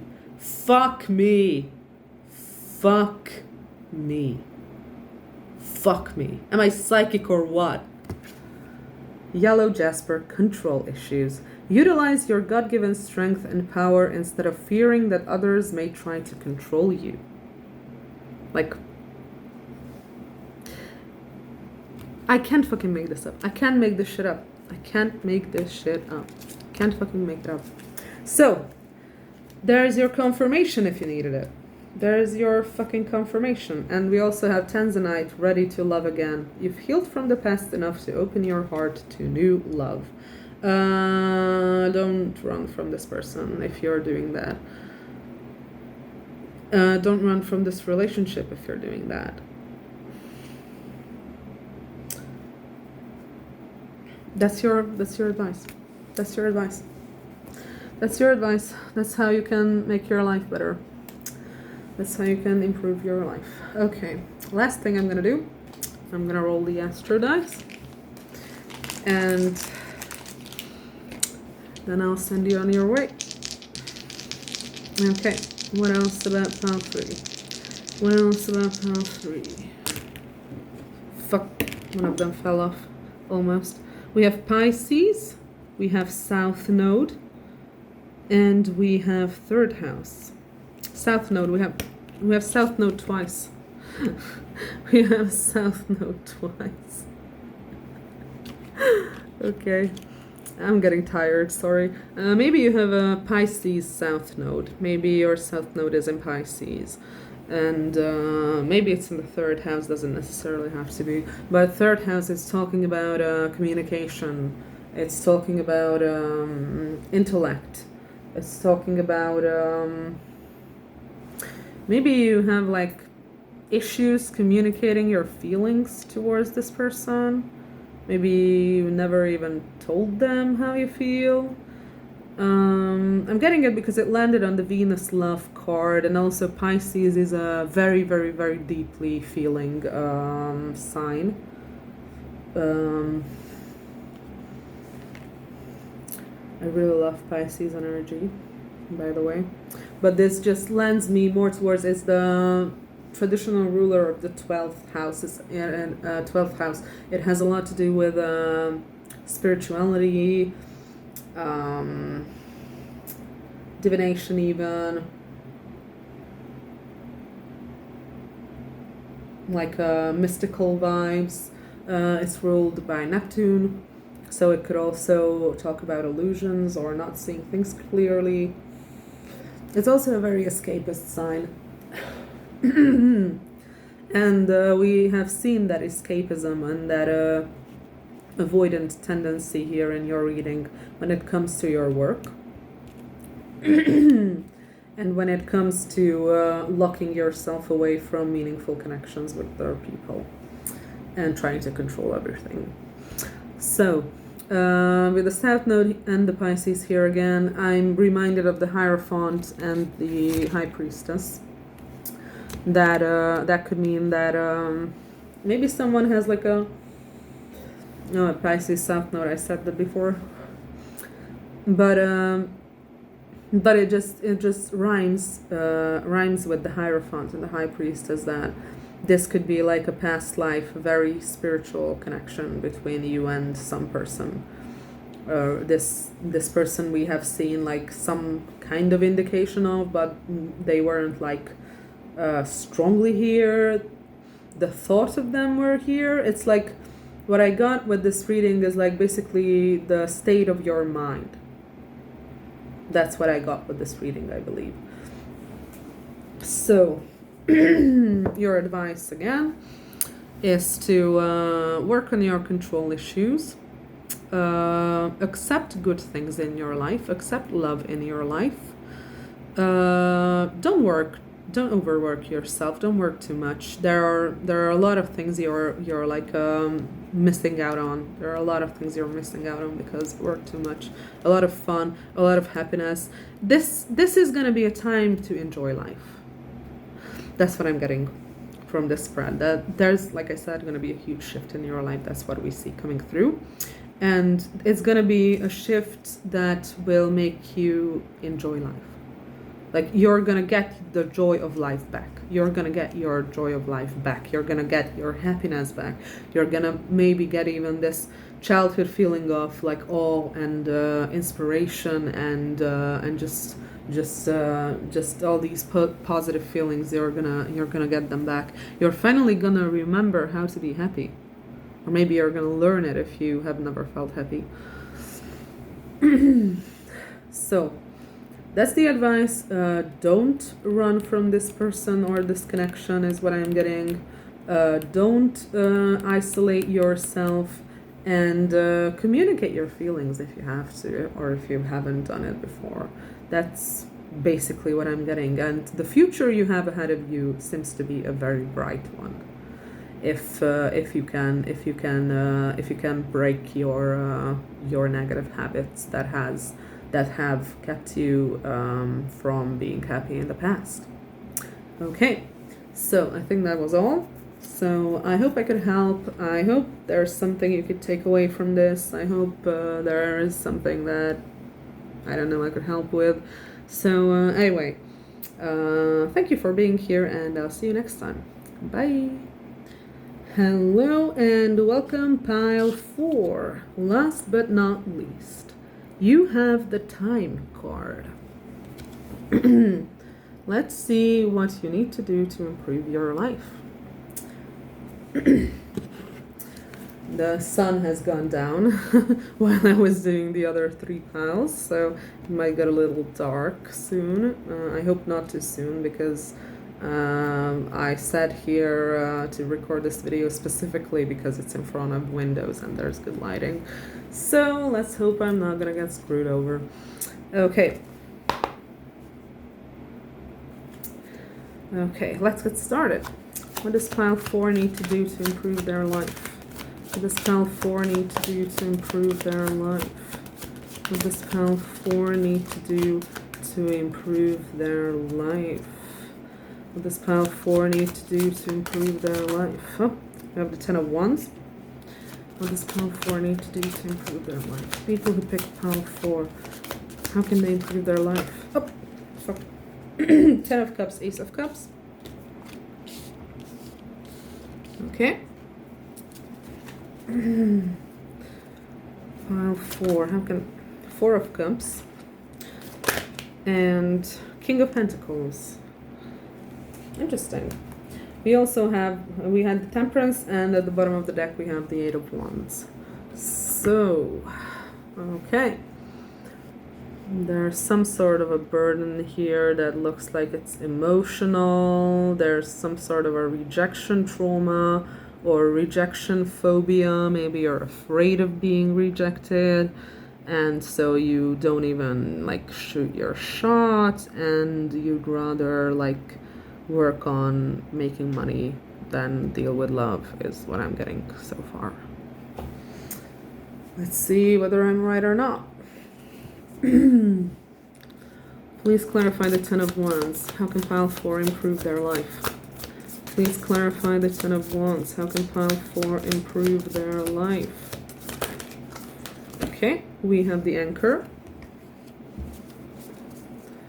10 of Cups. Please clarify 10 of Cups. How can pile 4 improve their life? How can pile 4 improve their life? Please clarify the 10 of Cups. Please clarify the 10 of Cups. The Man.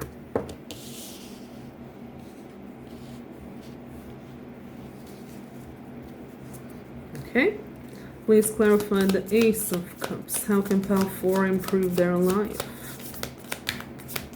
How can pile 4 improve their life? Please clarify the Ace of Cups. How can pile 4 improve their life? Can pile 4 improve their life? Oh, we have the heart. Yeah, that's what I was talking about. That's what I was fucking talking about. Please clarify the 4 of Cups. How can pile 4 improve their lives? Please clarify the 4 of Cups. How can pile 4 improve their lives?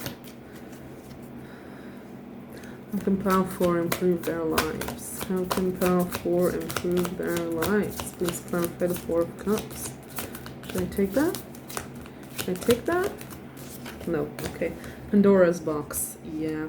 And I'm feeling this one. The hourglass.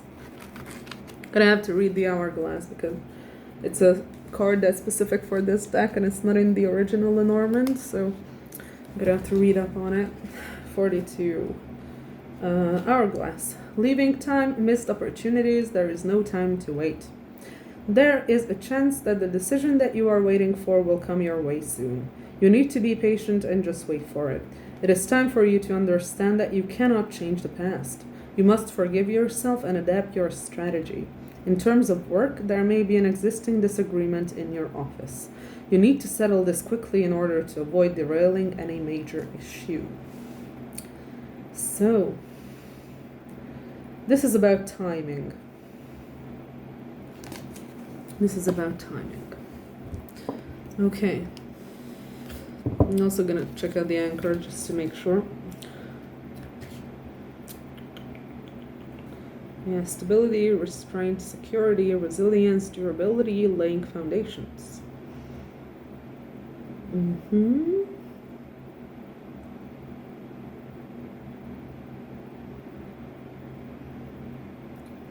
Yeah. It says, the solid focus that the anchor impacts can either be positive or negative. On the one hand, it creates an environment of safety, but it can also mean that you become so inflexible that you cannot let go of ideas, concepts, or goals that are not really serving you. With the 10 of Wands being there, that's the message I'm getting with the anchor. That there are some limiting beliefs that are holding you back, and you're like carrying them with you all the time, but you like don't need them anymore, they don't serve you anymore, they're not good for you, you're just holding on to them, and you're just, this feels like inflexibility indeed. Like you may be a fixed sign. Those are Taurus, Leo, Aquarius, and Scorpio. Usually fixed signs have issues with inflexibility. Okay, the 10 of Cups and the Man. I feel like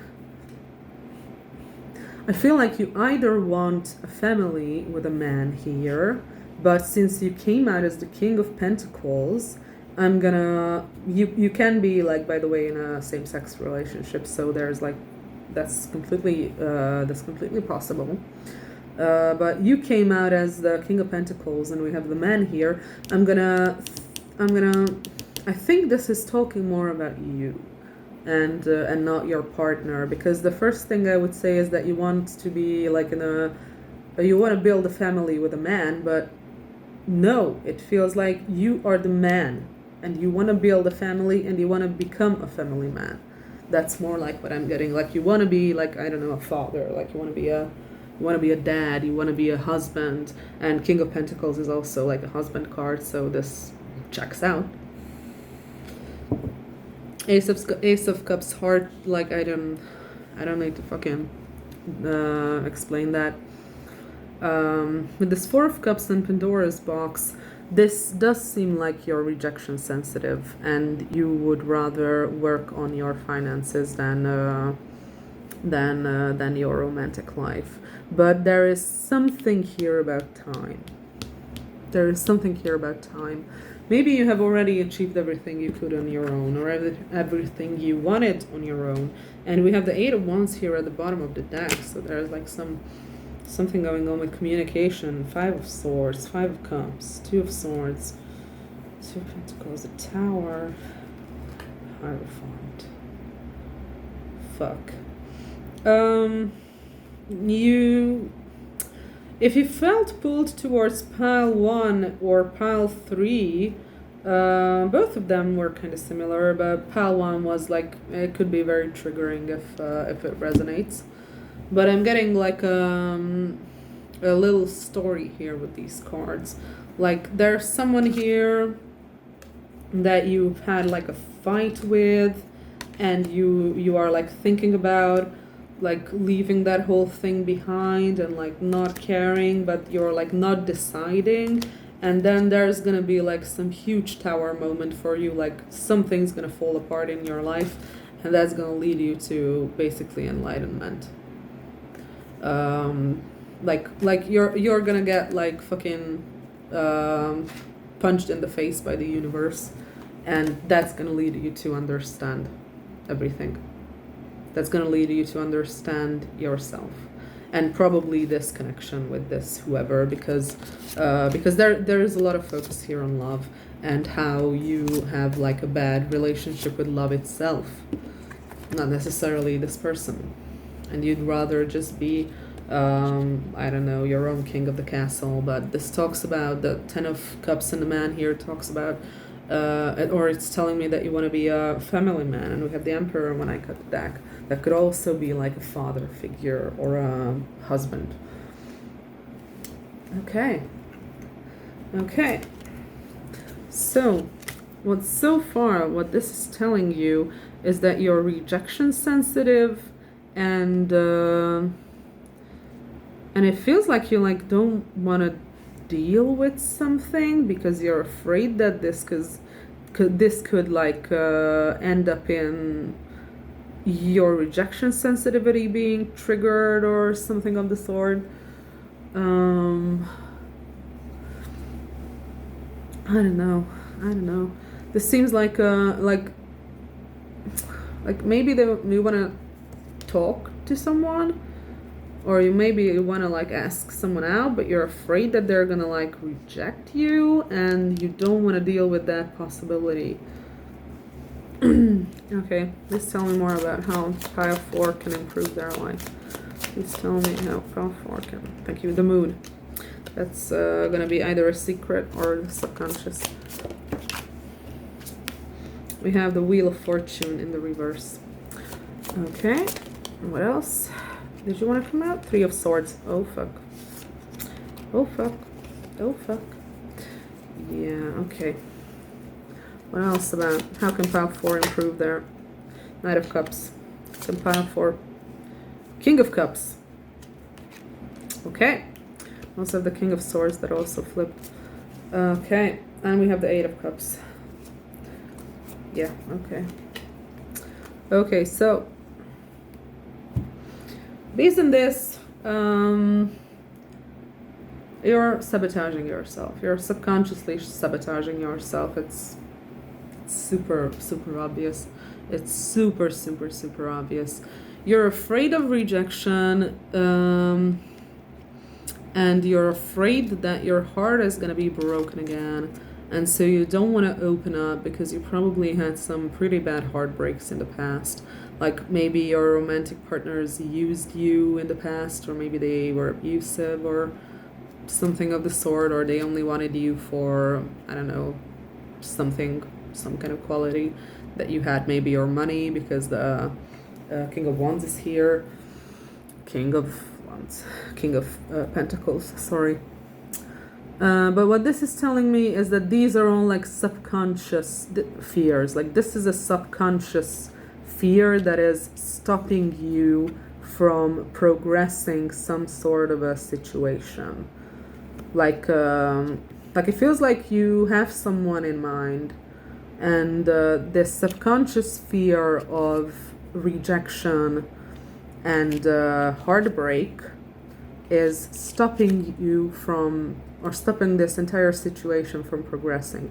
It's stopping you from progressing this situation. Whereas I see a lot of love here, like Ace of Cups, heart, but there's also this feeling that, and the Knight of Cups and the King of Cups, like come on, like And this like seems to be like this is a person you want to build a family with. It seems like you want to build a family with this person.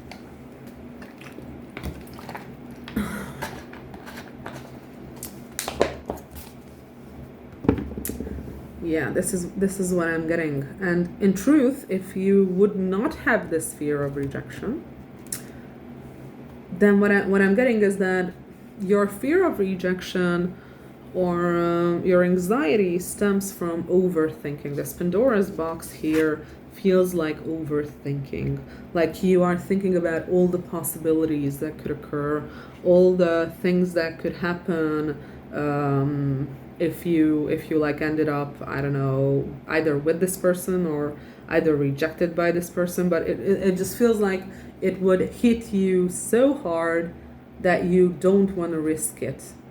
Like you want to avoid it at all costs. You want to avoid being rejected by this person at all costs.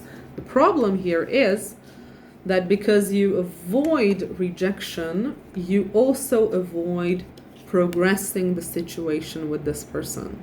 Like you're so afraid of rejection that it seems like you don't even interact with this person, or you never told them how you felt or something like that. When in truth, if you would just like take a leap, or like not even a leap, you would just start to like get closer to them. Knight of Cups, King of Cups came out right next to, like, after each other, so there would definitely be forward movement here in the feelings department. Like you're so afraid that this person is going to reject you that you don't make a move, when in fact that move is the only way to get with this person, to get together with this person. That's how you're going to get, because they're not going to reject you. This is not a rejection. This is not a rejection. This seems like what you want. This seems like the Ten of Cups and the man. What we have over here with the Ten of Cups clarified by the man. Like if you want to be like a father, you want to be like a husband, you want to be like a family man or something like that. Or maybe that's like the advice that's what you need to become. But that's how it's gonna happen. You have to go against your fear, is what I'm getting here, because your fear is a bunch of overthinking and negative thoughts that aren't true. That's what I'm getting here. And that's what I'm getting here. And we have the Queen of Coins in the reverse. I feel like, sorry.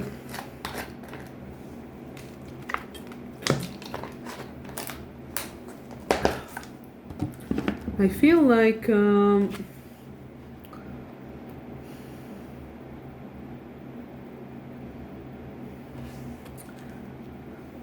do I put this?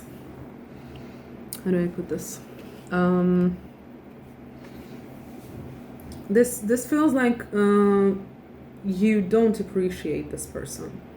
Like we have the Queen of Pentacles in the reverse. It feels like you treat this person like they are less than, like you don't treat this person the way they deserve. You don't make this person feel valued. You make this person feel like they have no value to you. You treat this person in a way that makes them feel like you don't care about them, like you don't value them at all, like they're not important for you. And that couldn't be further from the truth as far as I'm concerned with these cards. That's very, very far from the truth. You care a lot. You're just so afraid of breaking your heart again and being rejected by this person. Maybe you're like intimidated by this person. Could be. But what I'm getting is that this person doesn't know their value to you. And you don't treat them as valuable as they are. You don't treat them according to how important they really are to you. So, yeah. Okay. Nothing else? How can Pile 4 improve their life? We have Two of Coins. What exactly? Oh, Eight of Coins. Okay. More stuff about work. Okay, anything else? The Hanged Man. Yeah, this is telling me Two of Wands. This is telling me that you put this person on hold. And we have the Five of Coins. Devil. King of Coins. Of Cups. Okay, so what this is telling me is that you're so afraid of this person rejecting you that you would rather reject this person instead. It's like you're like ruining it for yourself before they can ruin it for you, which they don't really seem like want to do. They don't really seem like they intend to reject you. Like, that's not what I'm getting. What I'm getting here is that you're like almost in the cycle of how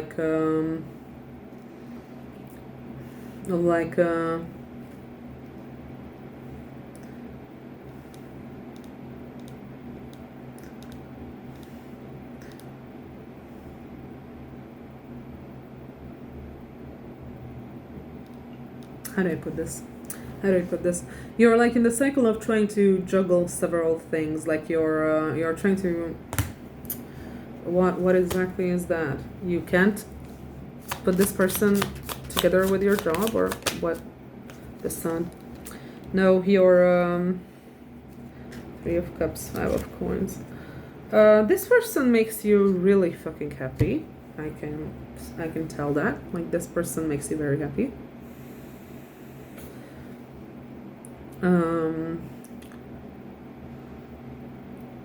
But it seems like you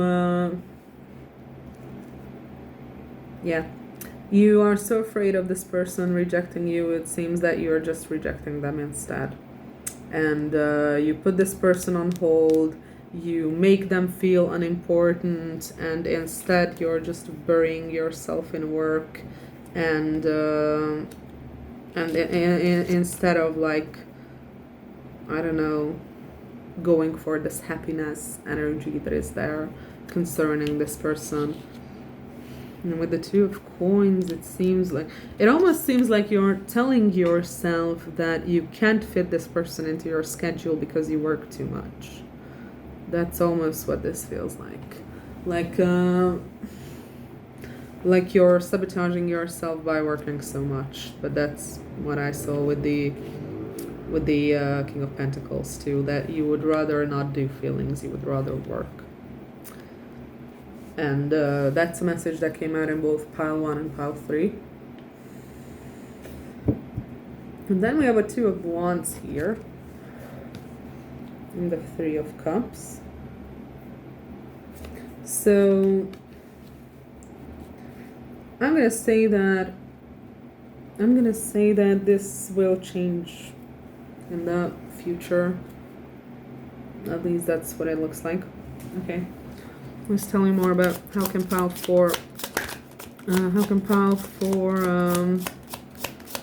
improve their life. How can pile 4 improve their life? Oh, fuck. We have the Seven of Cups. How can pile 4 improve? Fuck me.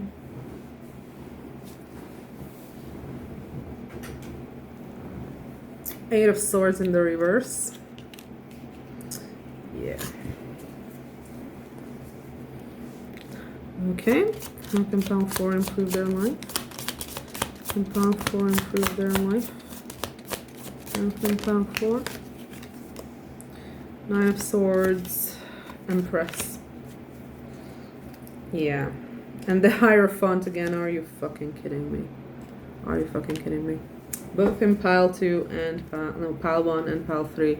And this card has been like haunting me for the past month, or at least a couple of weeks. Okay, so how can you improve your life? Go after what you fucking want. Like Seven of Cups landed on top of the Ten of Cups and the Man. It's not just a dream. It's not just a dream that you're never gonna attain. It's not just a fucking dream. You can make it real. You can absolutely make it real. You can absolutely have a family with this person if that's what you want. Get out of your head. Get out of your head. get out of your fucking head, because that's what's stopping you. That's what's stopping you. All these like shitty thoughts and like thinking about the what ifs and crap like that. Like don't do that. You're like putting yourself under so much anxiety. You're putting yourself under so much fucking anxiety. And just fucking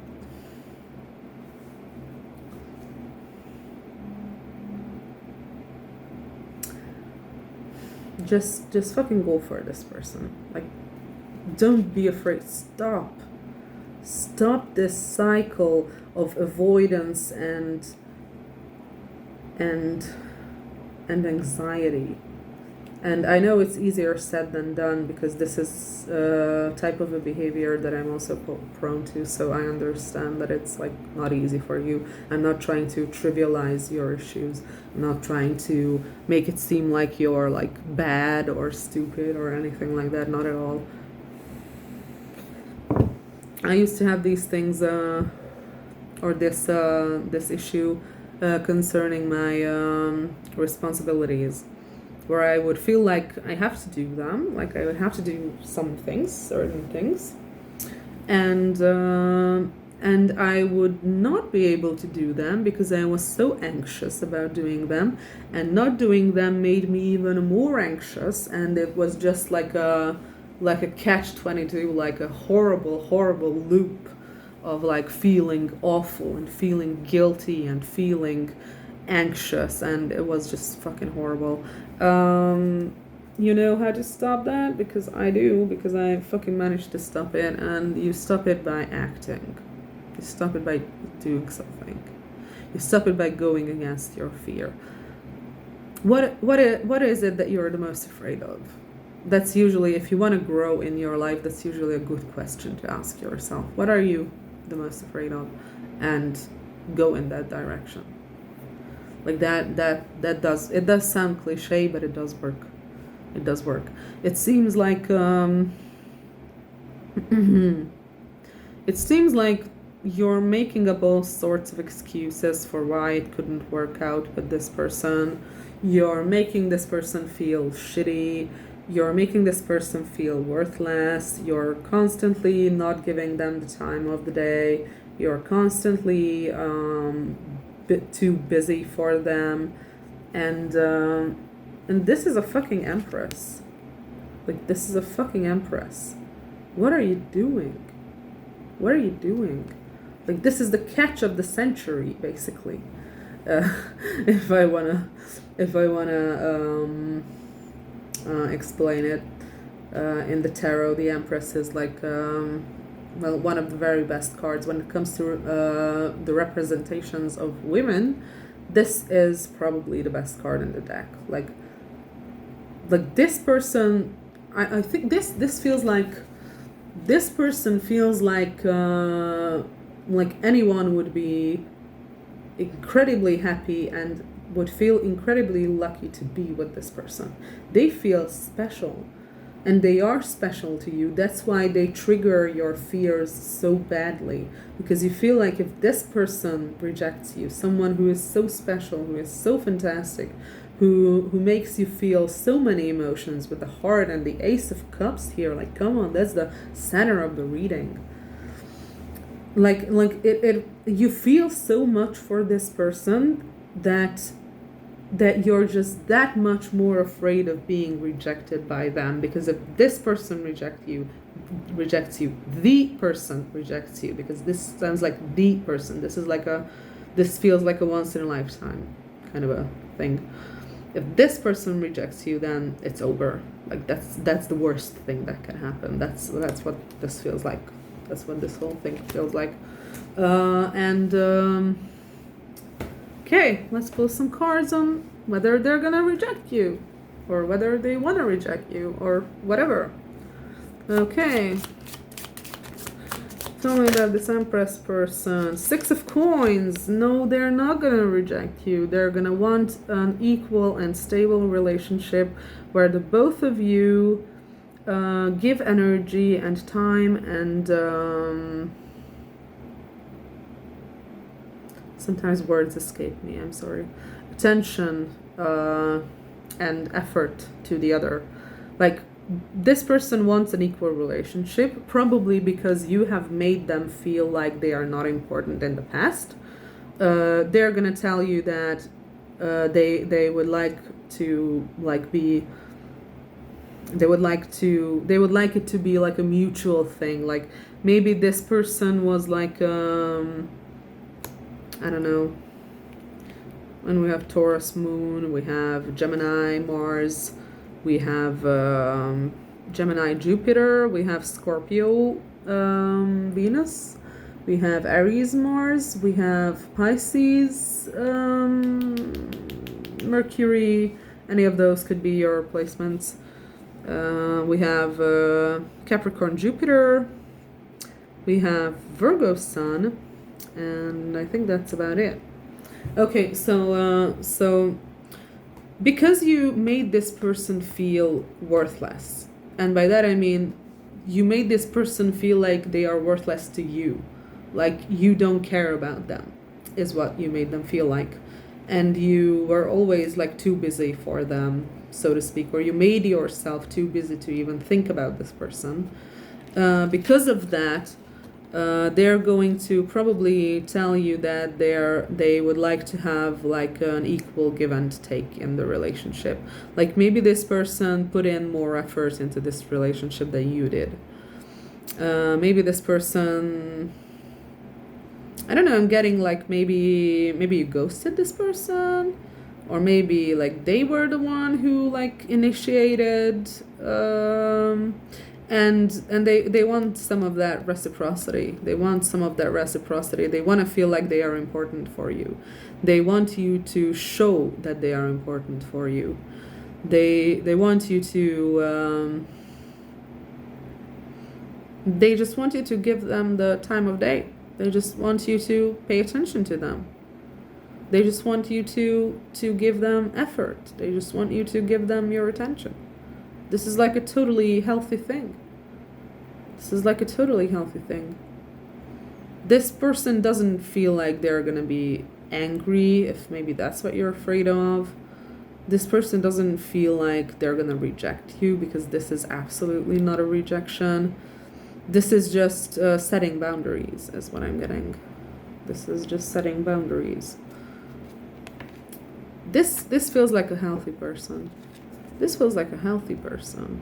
Like, even though you hurt them, and even though you made them feel like they are worth nothing to you, they are like not. They don't want to like. They don't want revenge. They don't want to hurt you.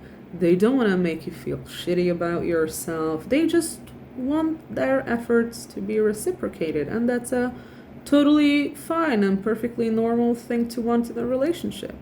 That's what I get here. This person just wants a healthy relationship. This person just saw that you had some maladaptive patterns, maybe. Maybe this person is aware of the fact that you're like running from this situation, or like avoiding them and avoiding this situation with them.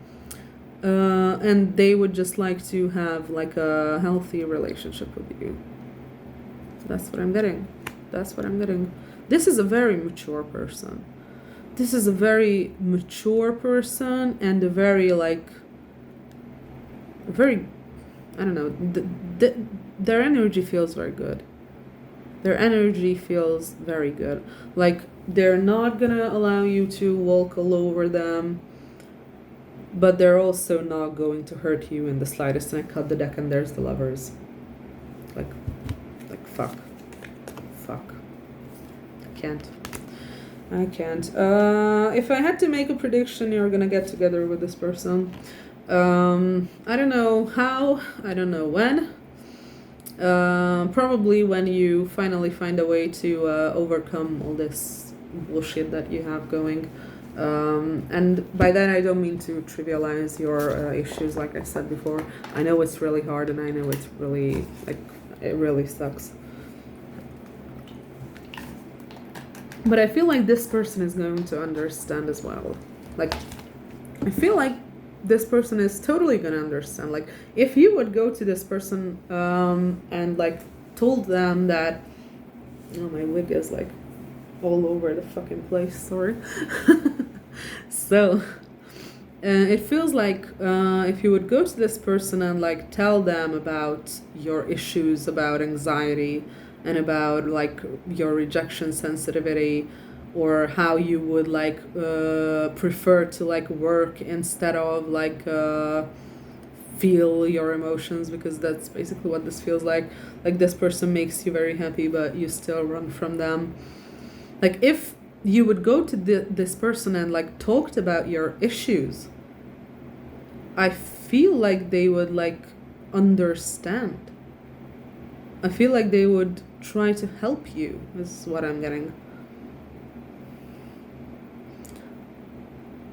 You also have a magpie here. So that makes me think about magpies like to collect like shiny things, like pretty shiny things. And this is also a card of Gemini. But what I was starting to talk about was the magpie. This feels like maybe you want to give this person a gift, or maybe this person wants to give you a gift. I don't know, but it's it also feels like like you're the magpie to this person's shine, which sounds really stupid. It's usually the moth to the flame allegory, but this time it's with the magpie. Like, magpies love little shiny things and they're gonna collect them, and it feels like they are like this beautiful shiny little something that you want, and you're like just sitting there like the magpie, like looking at them and like trying to snatch them up. That's what I'm getting with the lovers. But what I was talking about here, yeah, Fool. And the Ace of Cups. Fuck me, and the Ace of Wands. Okay. Like, I don't know how this turned into a love reading, but apparently that's what you can do to improve your life. Sort it out with this person. Sort it out with this Empress person. If you don't know who this could be someone who is a Taurus. They could be someone who look like a Taurus. They could be someone who has like a prominent Venus in their charts, and by that I mean they are either like very attractive. They're probably very attractive, or you find them very attractive. They could be like on the shorter, stockier side, so they're probably not tall and lean if they have like a Taurus physique. They could also be like their chart could also be ruled by Venus. So that means that their ascendant could be ruled by Venus, because this comes across as like a very beautiful person. Or maybe they could have Venus conjunct ascendant. This is like if this reading is resonating for you, then if I say this is the person, then you would know. That would be all you need to hear. You know who this is. You know who this is. Because this is someone you can't miss. Like, you can't fucking miss this person. You would know exactly who this is if this reading is for you. Like, it would not be a question. It would not be a question. So, what I see here is that this person would be, I feel like they would be very understanding if you just came to them and talked to them about your problems. And what I have here is the Fool, and the Ace of Cups, and the Ace of Wands. And what that is telling me is that if you take this leap towards this person, which is the Fool, like a leap of faith, also a new beginning. Anything else here that I'm looking for? Anything else here? No, I'm not seeing anything. Okay, so if you would take this leap towards this person and like start this new beginning with this person, and have a grip on your rejection phobia or your avoidance or whatever this is exactly, that makes you avoid this person, and you'd like rather just not give them your time, because this is like anxiety, like a shit ton of anxiety. Yeah, being afraid of rejection, being afraid of heartbreak, which I completely understand. There were like a couple years in my life where I was absolutely unable to date anyone. So yeah, I was just not in the emotional space to date. So I get it.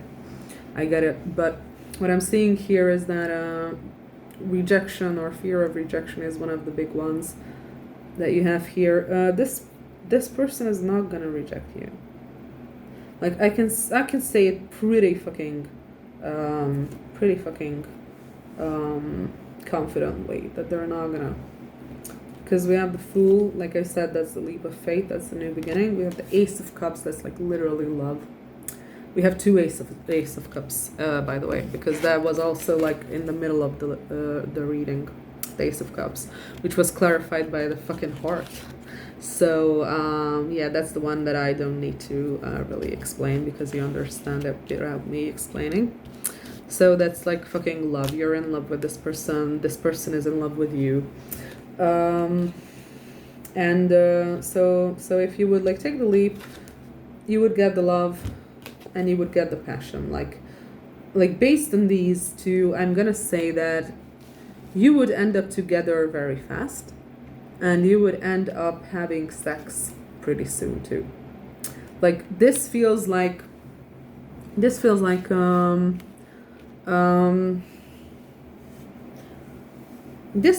maybe you're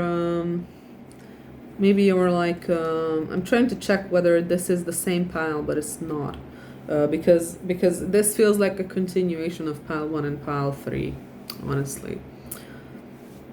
That's what this feels like. Hierophant was here and everything. This feels like if you were to like meet up with this person in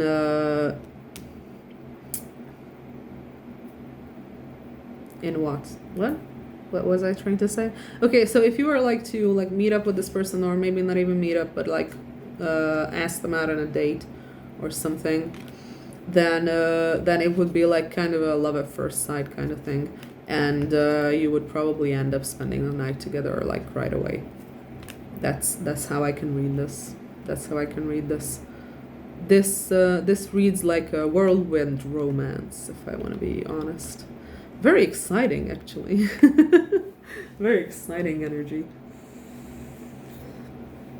So, like I said, I don't know how we ended up in a love reading, starting from how to improve your life, but apparently the cards are telling you that this is how you improve your life, by fucking getting this person to be in your life, by accepting this person into your life, by not trying to run from your feelings, by giving them your time, by giving them your attention, by giving them your emotions, because they will appreciate it. They will really appreciate it. This does not feel like a person who's going to use you. This does not feel like a person who's going to use you at all. This feels like a very mature person, like I said before. A very mature person, a very understanding person, and I mean, fuck the sun, you're running from your own happiness is what's happening here. You're running from your own happiness. So, apparently that's what you can do to improve your life. Get together with this person. Okay. What else can Pal 4 do to Moon, Soul? Okay. What else can Pal 4 do to improve their life? What else can Pal 4 do to improve their life? What else can Pal 4 do to improve? What else can Pal 4 do to improve their life? What else can Pal 4 do to improve their life? What else can Pal 4? Oh, 10th house, the world. Oh, we have a lot of greens here. Okay. What else can Pal 4 do to improve their life? What else can Pal 4 do to improve? 12th house escape. All of them are green, which reminds me of the heart chakra, actually. Like maybe your heart chakra is blocked. Maybe your heart chakra has some issues accepting energy. And the fucking bottom of the deck is also green. Mercury. And the Saturn return. H. What the fuck? So many green cards. Jesus. Okay, so there's definitely like a heart chakra energy here. Like maybe this person like activates your heart chakra in a way that it has never been activated before. I don't know, but there's something special about this person. That's pretty obvious. Okay. So you could have a 10th house moon, you could have a 12th house moon. But what I'm seeing here is that the 12th house is usually a house of being like hidden. Like it is a hidden house. It is a dark house. It is the house of spirituality, but not just that, also the subconscious, the unconscious, the psychological things that go on inside you that you don't want to see. It is your shadow where you put away all the things that you cannot accept. And with 10th house and 12th house together, 10th house is the highest point of your chart. So that would be there. Like it's the highest point of your astrological chart. It's the side of you that everyone sees. It's being out in the open. It's being visible by everyone. So and with moon, soul, I can interpret this in a couple ways. The moon in tarot is usually talking about the subconscious or a secret, and it can also talk about the soul. So like this feels like you've had this secret for a while now. Like you kept your feelings for this person a secret is what I'm getting. And what this is telling me, 10th house, 12th house, is that to bring this this hidden aspect to the forefront, to the light, bring it out into the light. The moon is also a secret, like I said in the tarot. So like stop making it into a secret. Like you can bring this out into the public, into the open is what I'm getting here. Like and also like 12th house is about imagination. That's why it says like escape. It talks about escapist tendencies, but it also talks about dreams. So this just tells me that the 10th house, on the other hand, is like ruled traditionally by Capricorn. It's like a very material house. It's like one that is like very real, one that is like dealing with the public and your public image. And like I said, it's just telling me to like make this dream a reality. Like to make this dream a reality, because you can take this from the 12th house energy into the 10th house energy out in the open and deal with it and make it into a reality. And this is also telling you that you don't need to hide yourself. Like you don't need to hide your soul. You don't need to hide behind a mask. At least, especially with this person. But that's like true in general. Like you don't need to hide yourself. You don't need to hide yourself.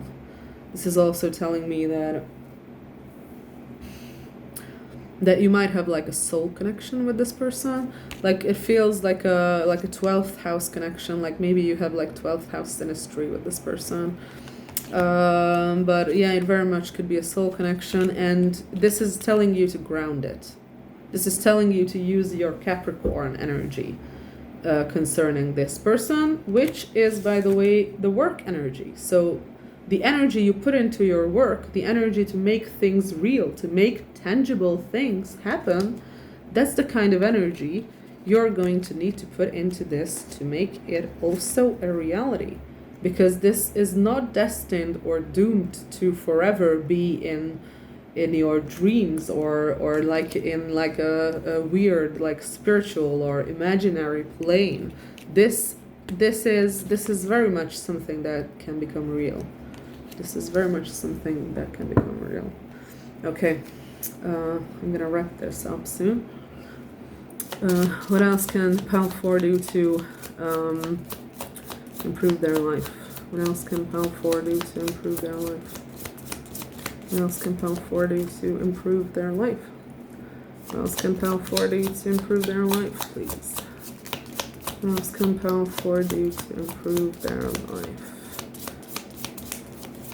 What else can Pal 4 do to improve their life? What else can Pal 4 do to improve their life, please? What else can Pal 4 do to improve their... Whoa, fuck. We have Aqua Aura. Healthy communication in relationships. What was I talking about? What was I fucking talking about? Heart-to-heart discussions and clear, assertive communication help you understand and be understood. You need to talk to this person honestly and clearly. Like, if you have issues, tell them your issues. If you're afraid, tell them you're afraid. Just be honest. Just talk to them. They will understand, is what I'm getting. They will completely understand. They might even be able to help you. I don't know, but like, okay. I'm gonna get the Astro dice. Oh my god, and we also have Tanzanite, ready to love again. You've healed from the past enough to open your heart to new love. There you go. Okay, so what we have here is the Astro dice. 1 second. Okay, so what we got left is the Astro dice.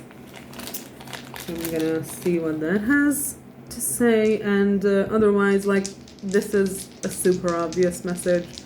I'm not sure or don't know why this came through in how to improve your life, but apparently this is how you improve your life.